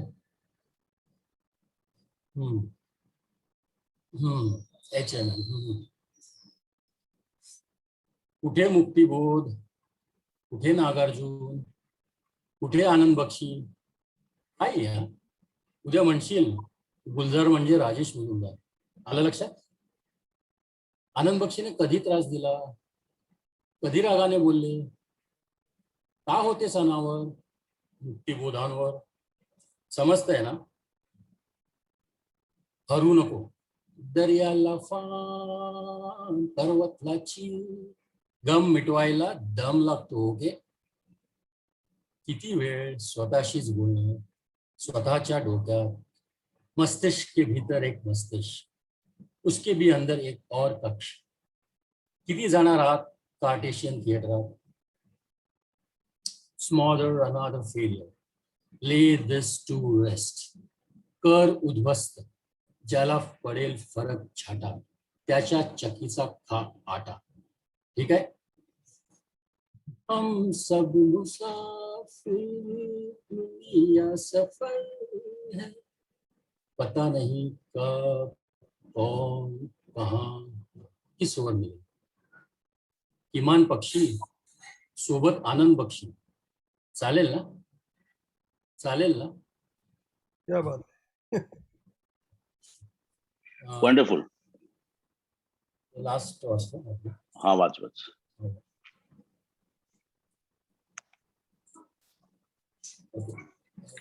तिचं टायटल आहे ना, ऑनलाईन गेम मध्ये मुतून गेलेला मुलगा, व्हिडिओ चॅनल मध्ये काहीही दाखवणारी मुलगी, कोणीही कसेही संपर्क करता ना. एक गलासी दो गलासी झगमग दुनिया, एक संपला की दुसरा इंतजार. तीन गलासी चार, ए दिल लाया है बहार, अपनों का प्यार. है ना? डिजिटल ज्ञान चोरीचा कंटाळा आल्यावर, खूप प्यायल्यावर हले डुले झुले मुली. डिजिटल ज्ञान चोरीचा कंटाळा आल्यावर, खूप प्यायल्यावर हले डुले झुले मुलगी. व्हिडिओ चॅनल ठार ठार, अंगभूत कौशल्य सद्यस्थितीचा वेबिनार. सगळ्यांना की नाही काहीतरी सांगायचंच. कल्याण कल्याण कल्याण. सर जी बोलेगा तो एकदम अच्छे से करके देगा, लेकिन आज पॉसिबल नहीं, ये फिक्र हो जाएगा. है ना? शिव्यातून काय होणार आहे बहिणीचे? झाडावरचा पक्षी भुकेने ओरडतो तालात, झाडावरचा पक्षी भुकेने ओरडतो तालात. खिडकीत मुलगी हाय, स्वतःच्या आत इंतजारची इंतहा. कष्टकऱ्यांचा शाप पॅरालिटिक बाप, मुलीची आई पॅराडिमा. कष्टकऱ्यांचा शाप पॅरालिटिक बाप, मुलीची आई पॅराडिमा. है ना? थँक्यू. क्या बात आहे. हा, तर या कविता ज्या आहेत या वेगळ्या कविता आहेत. वेगळ्या असण्याचं कारण असं, याच्यामध्ये एक अतिशय महत्वाचा प्रयोग आपल्याला जाणवतो केलेला, तो असा की त्या अनुनाद अरुण खोपकरांचं नवीन पुस्तक आलं, त्याच्यामध्ये ध्वनी महात्म्य नावाचा एक लेख आहे.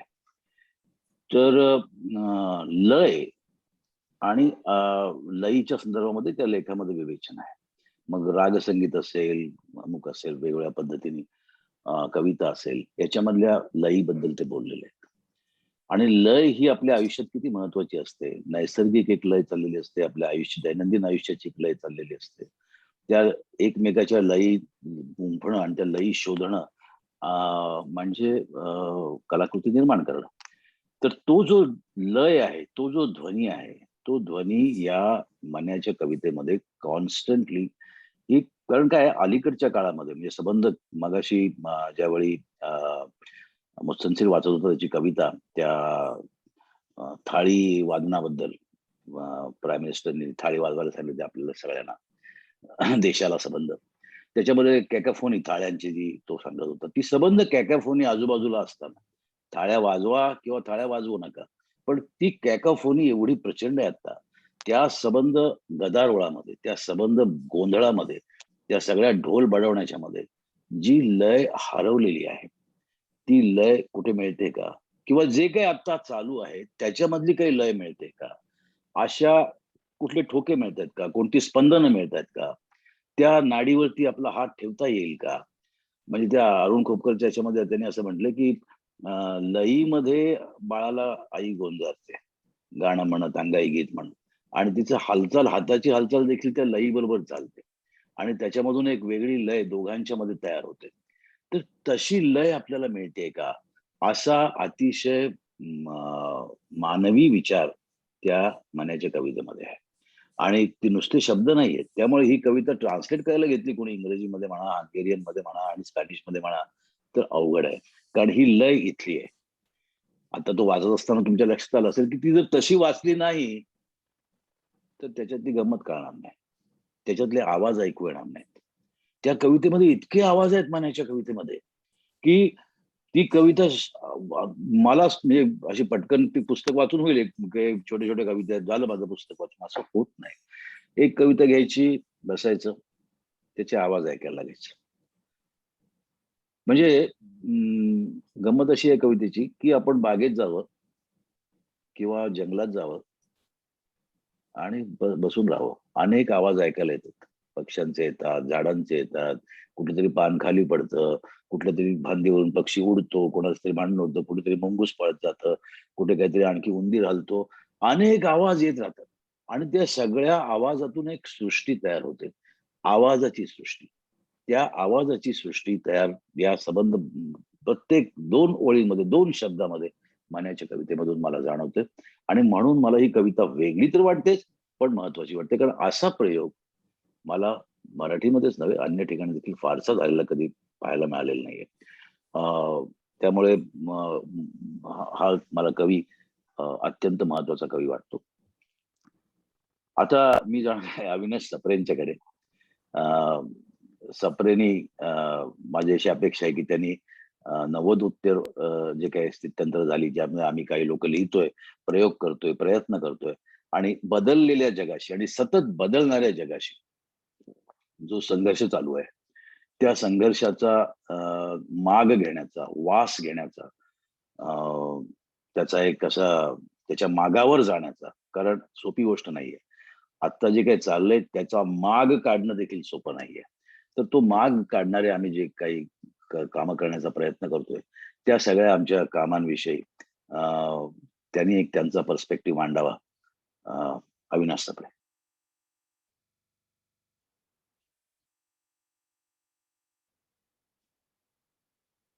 सप्रे सप्रे सर आहात ना तुम्ही? म्यूट अनम्यूट करायला सांगा. डावीकडे म्यूटचं बटन आहे, ते दाबलं तर मग ऐकू येईल. हा, झालं. येस. नमस्कार.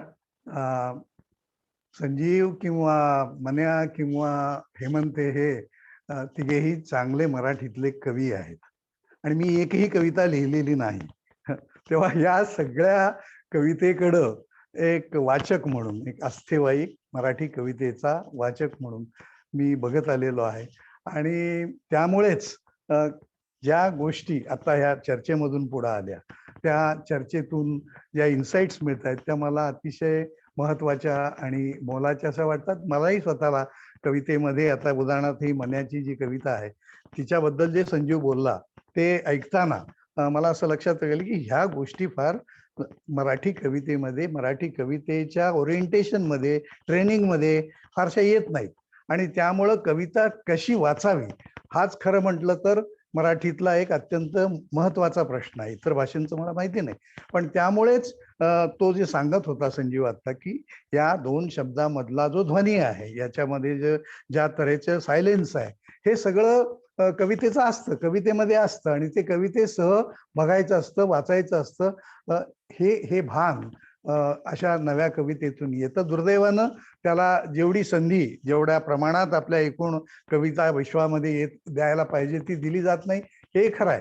असो, मी त्याच्याकडे जाण्यापूर्वी संजीवनं पहिल्या प्रास्ताविकामध्ये ज्या 1-2-3 गोष्टी विचारल्या आणि मी बोलावं असं म्हटलं. समकालीन हा एक शब्द त्यानं पुन्हा पुन्हा वापरलेला होता आणि त्या निमित्तानं मला 1-2-3 संकल्पनांच्या बद्दल मुद्दाम बोलावं असं वाटतं, कारण त्याच्याबद्दल फार मोठा घोटाळा, काही गडबड आपण करत असतो असं मला वाटतं.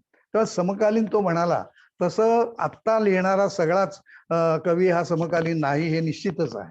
तेव्हा समकालीन ही संज्ञा जेव्हा आपण वापरतो तेव्हा ती निव्वळ आत्ताच्या काळाशी संबंधित आहे म्हणून तो समकालीन आहे असं आपण म्हणू शकत नाही. त्याच्या मागे आणि एकूणच या सगळ्या संकल्पना ज्या आहेत त्याच्या मागे काही एक मूल्यधारणा आहे आणि ती मूल्यधारणा कोणती आहे याच्यावर तो समकालीन आहे की नाही हे आपणाला कळत असतं.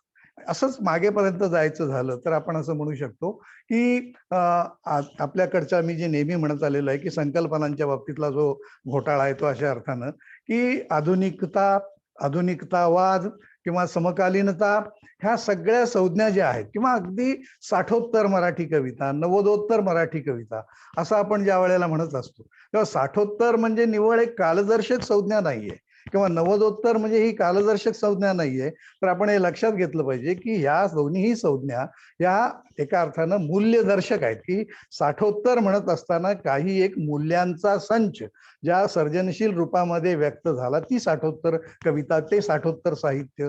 त्याचप्रमाणे नव्वदोत्तरचा विचार केला तर नव्वदोत्तर कालखंडाचा जो एक इथॉस आहे तो किती कवींना, किती लेखकांना पकडता आलाय, रेचवता आलाय, मुरवता आलाय स्वतःमध्ये आणि तो आपल्या सर्जनातून निर्माण करता आलाय. त्यांना आपण असं म्हणू शकतो की ते नव्वदोत्तर लेखक आहेत, नव्वदोत्तर कवी आहेत. म्हणजे मला सांगायचं होतं असं की साठोत्तर ही संज्ञा असो किंवा नव्वदोत्तर ही संज्ञा असो, या दोनही संज्ञा या मला असं वाटतं की निव्वळ कालदर्शक संज्ञा नसून त्यांच्या मागे ज्या तऱ्हेचा एक संपूर्ण वैचारिक, सांस्कृतिक, सामाजिक असा सगळा जो एक असा सगळ्याचा मिळून बनलेला जो एक इतिहास आहे तो इतिहास साठोत्तर कालखंडातल्या कवींच्या मधून व्यक्त झाला. तो इतिहास नव्वदोत्तर कालखंडातले आत्ताचे समकालीन जे कवी आहेत त्यांच्यामधून व्यक्त होतो आहे किंवा व्यक्त होतो आहे की नाही असं आपण म्हणू शकतो. आणि समकालीन मी आत्ता सुरुवातीला म्हटलं त्याप्रमाणे हा जो समकालीन हा जो शब्द आहे तो नुसता आत्ता लिहिणारा या अर्थानं नसून हा आत्ताचा संबंध कल्चरल इथॉस त्याच्या सर्जनात आणण्यामध्ये, मुरवण्यामध्ये तो किती एक कवी म्हणून त्याला जमलेला आहे त्यावर तो समकालीन आहे किंवा नाही असं म्हणता येईल. आणि म्हणून मला असं वाटतं की बहुतेक स्वतःला आत्ता लिहिणारे कवी आहेत ते त्या अर्थानं समकालीन नाहीच आहेत.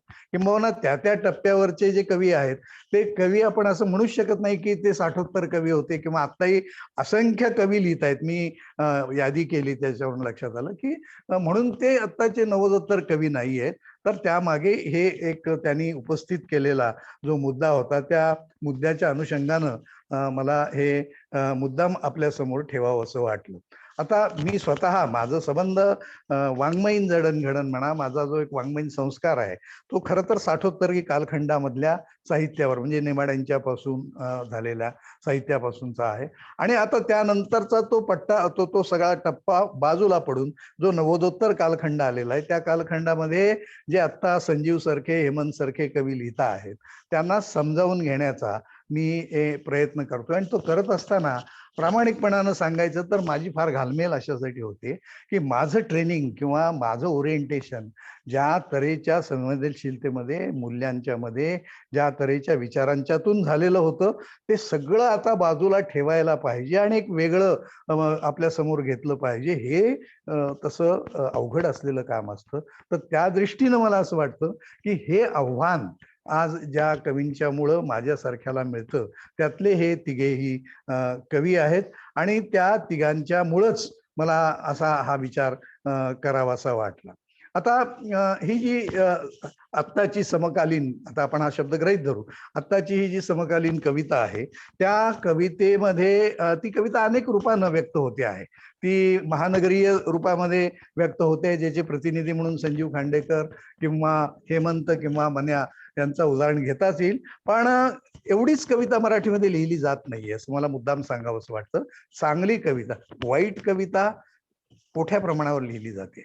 पण चांगली कविता ही वेगवेगळ्या प्रकारामध्ये लिहिली जाते, त्याची आपण दखल घेतली पाहिजे.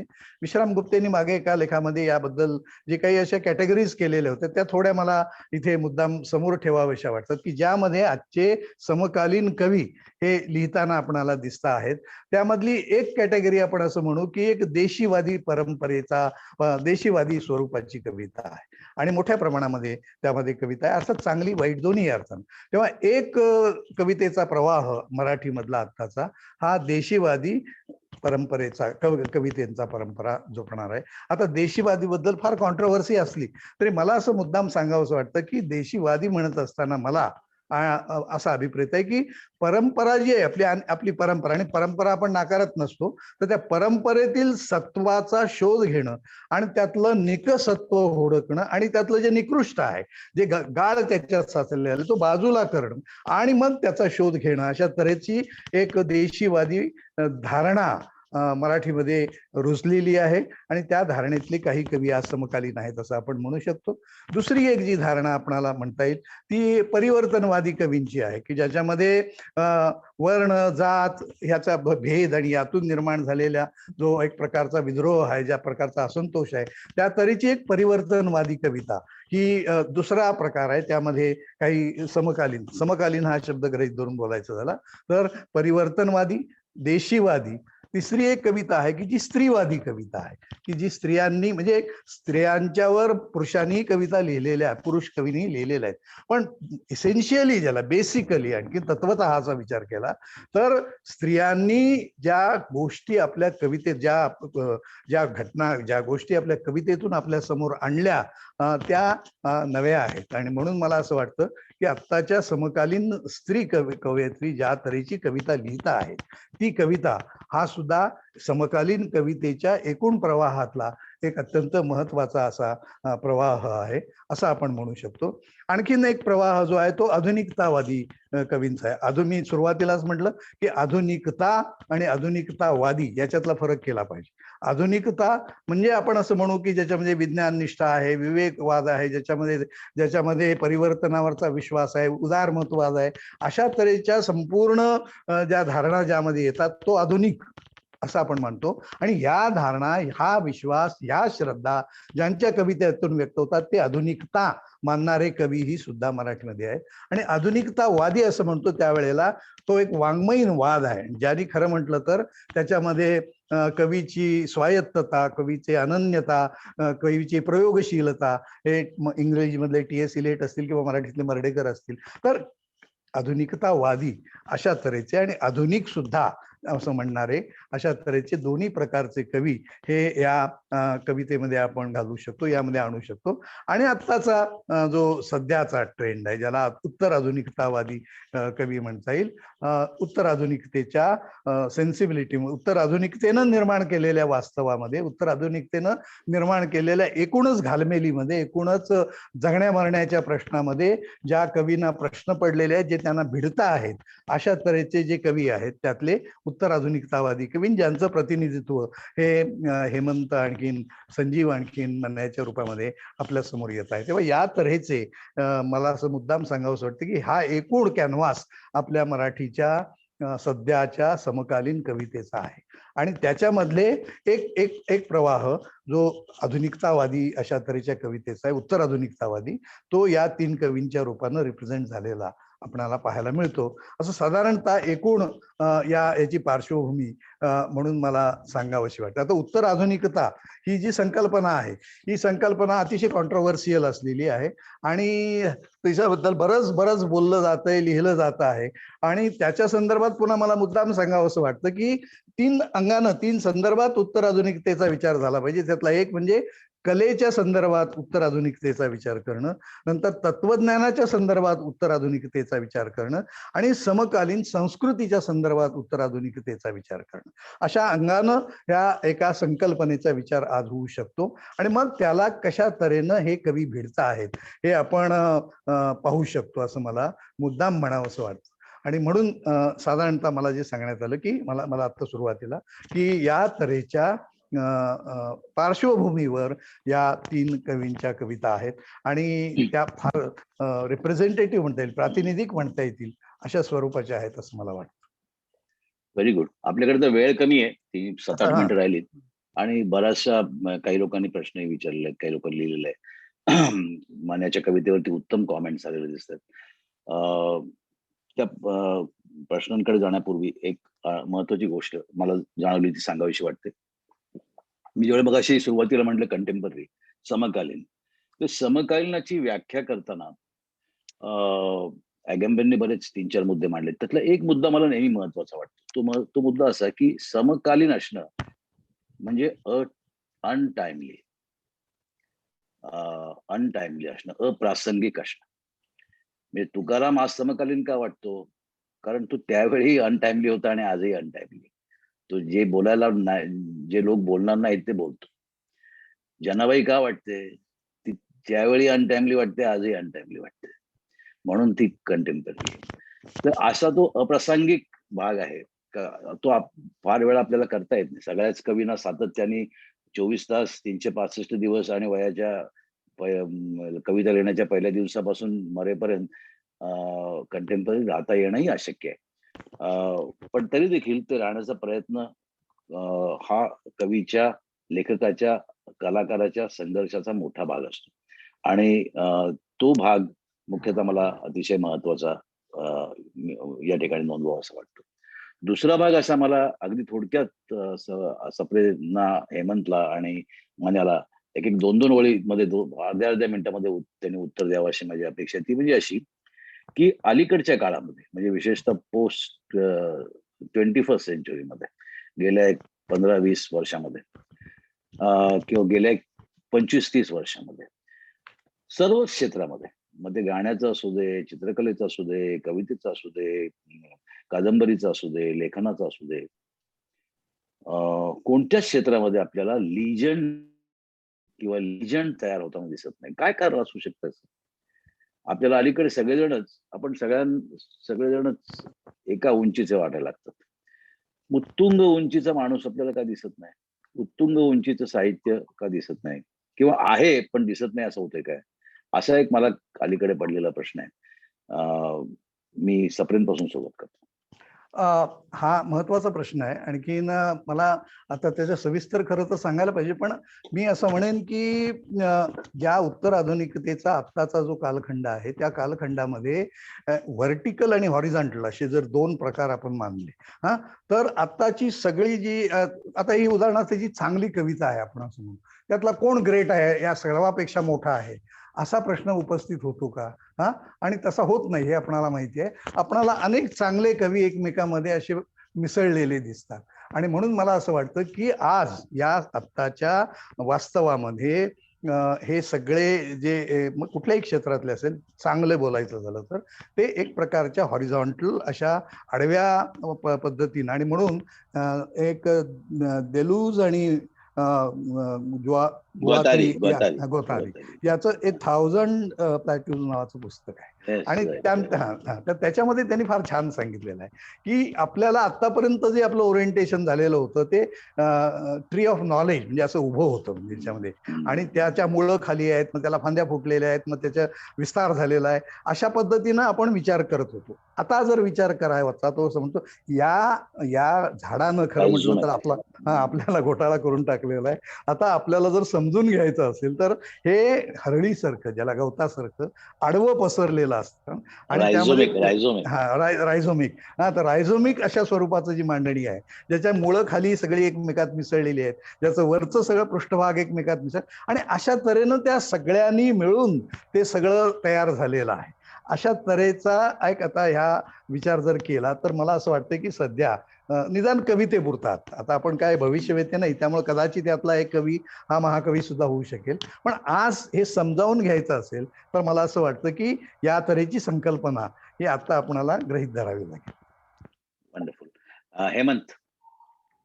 खरं तर सरांनी मस्त सांगितलेलं आहे आणि त्यात मी काही फार ऍड करू शकेल असं नाही, पण मला असं कायम वाटत आलेलं गेल्या 20-25 वर्षामध्ये की जसं थांबताच येत नाही मध्ये ते मी व्यक्त केलेलं आहे की माणसाचं एका यूज अँड थ्रो वस्तूत रूपांतर झालेलं आहे.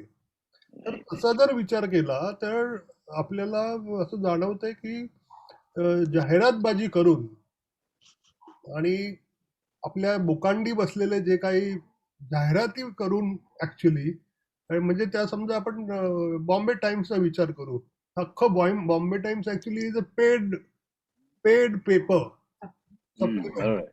आणि अशा रीतीचे असे जागोजागी, जशी रावणाला आता समजा नवा रावण आला तर त्याला आपल्याला 10 दिशांना दिसणारी आणि वर खाली पायाला वगैरे पण असे काय म्हणतात त्याला,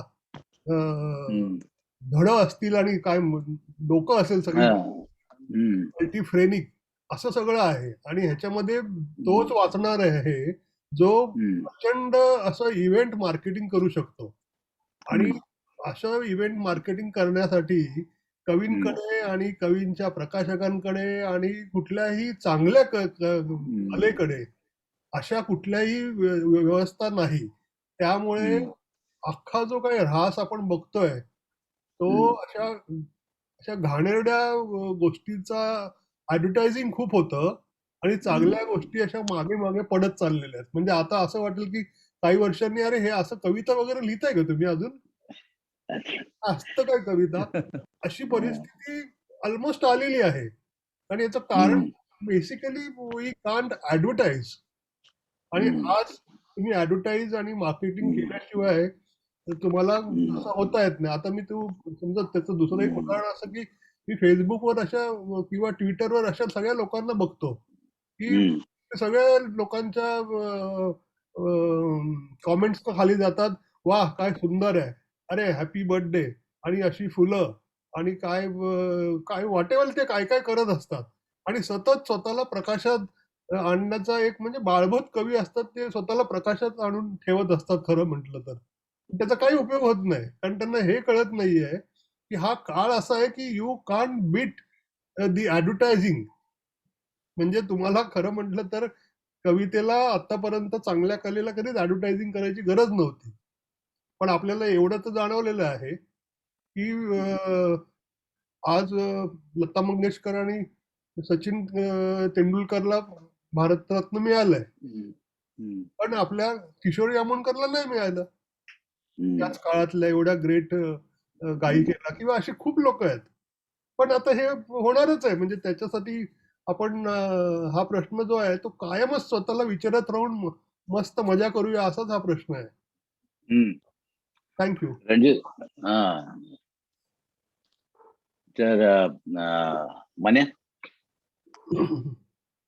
नाही संजीव, मला एक मगाशी हे करायचं होतं, मुद्दा मांडायचा होता. मन्याच्या ज्या कविता ऐकल्यानंतर माझ्या असं लक्षात आलं की मी जे तत्वतः किंवा वैचारिक पातळीवर जे समजून घेण्याचा प्रयत्न करत होतो की डिकन्स्ट्रक्शन असतं आपण, की संपूर्ण विरचनाच करणं ज्याला म्हणतात, भाषेची, आशयाची, एकूण रचनेची, एकूण मांडणीची, ही सगळी टोटल डिकन्स्ट्रक्शन करून मग कविता निर्माण करणं, हे एक अद्भुत प्रकरण म्हणता येईल. अशा तऱ्हेचं आपण काहीतरी थोडंफार त्यातलं डिकन्स्ट्रक्ट करत असतो, पण सगळं उलथून पालथून टाकायचं, अशा तऱ्हेचं एक म्हणजे आपल्या कोल्हापूरकडच्या भाषेने सगळ्याला फाट्यावर मारायची जी एक कवीमधलं धाडस आहे, त्याचं धाडस आहे ना, ते मला अतिशय कौतुकास्पद वाटलं, अतिशय महत्वाचंही वाटलं. म्हणजे कौतुकास्पद हे वाटलं. आणि हेमंतची ती जी कविता आहे ना, ती ज्याने वाचली, ती तर कविता अशीच म्हणजे मला फार महत्वाची अशासाठी वाटते की त्याच्यामध्ये काय नाही, म्हणजे तू सांगितलंस त्याप्रमाणे आशयाच्या अंगाने तर आहेत, पण वास्तव आहे, अवास्तव आहे, मॅजिकल रिअलिझम आहे, फॅन्टसी आहे.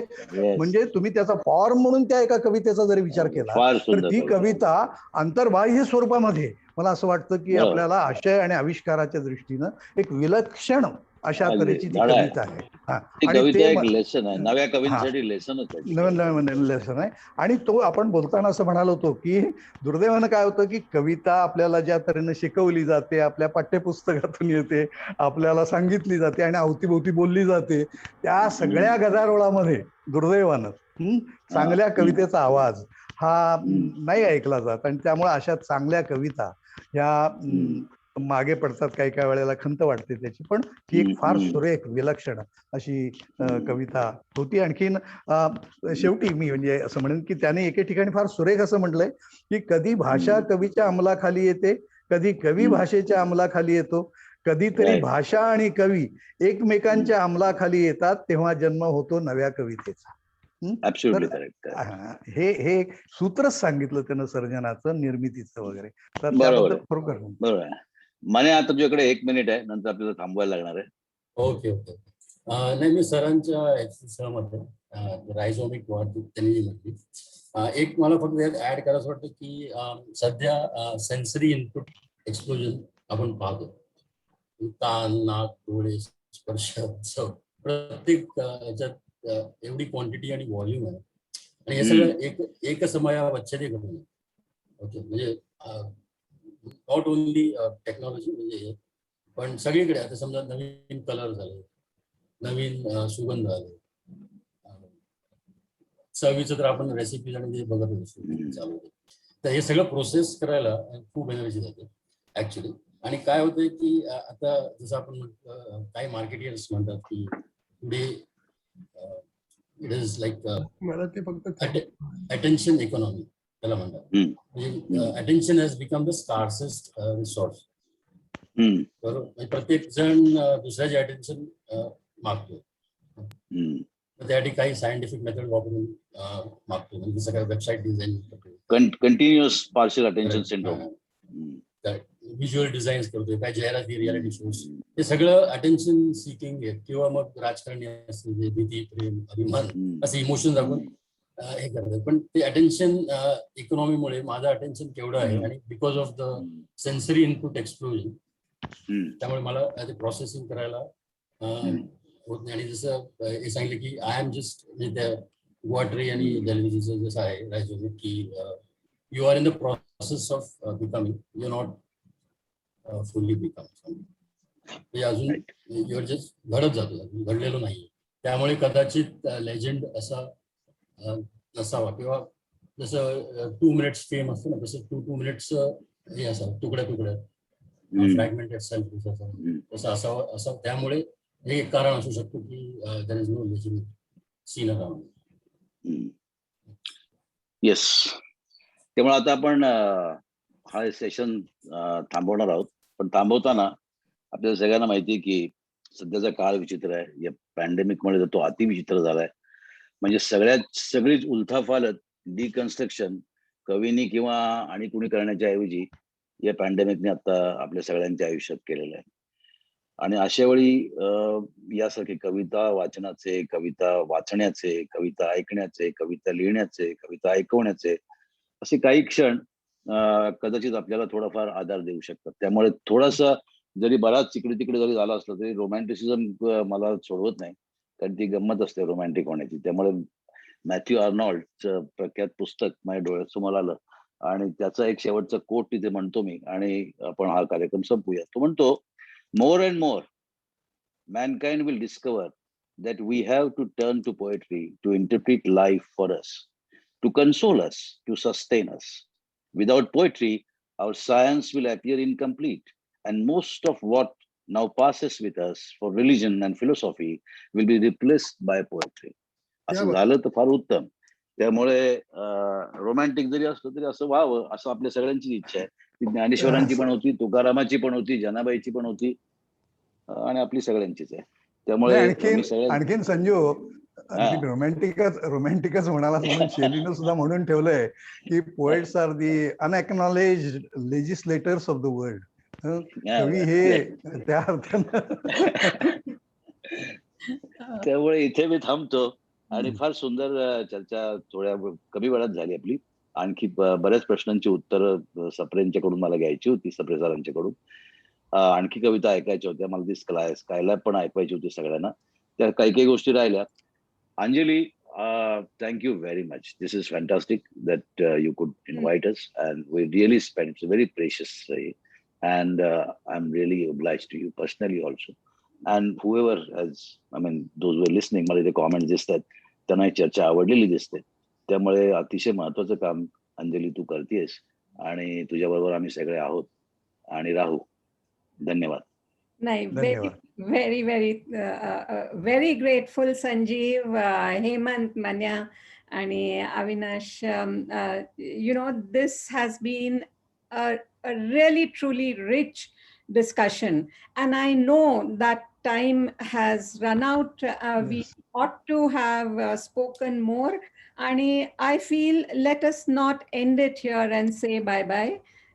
Perhaps we could do an Adda just on Marathi poetry in the future sometime with all of you and a few more Right.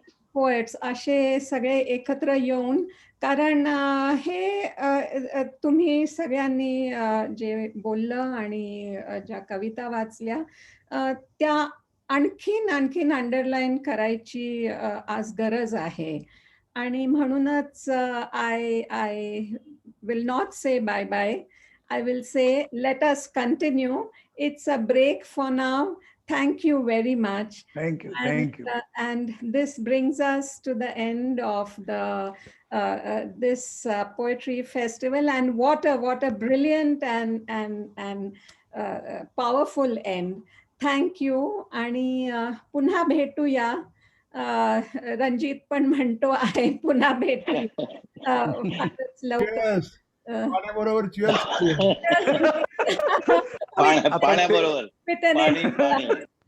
But let us meet again. Goodbye.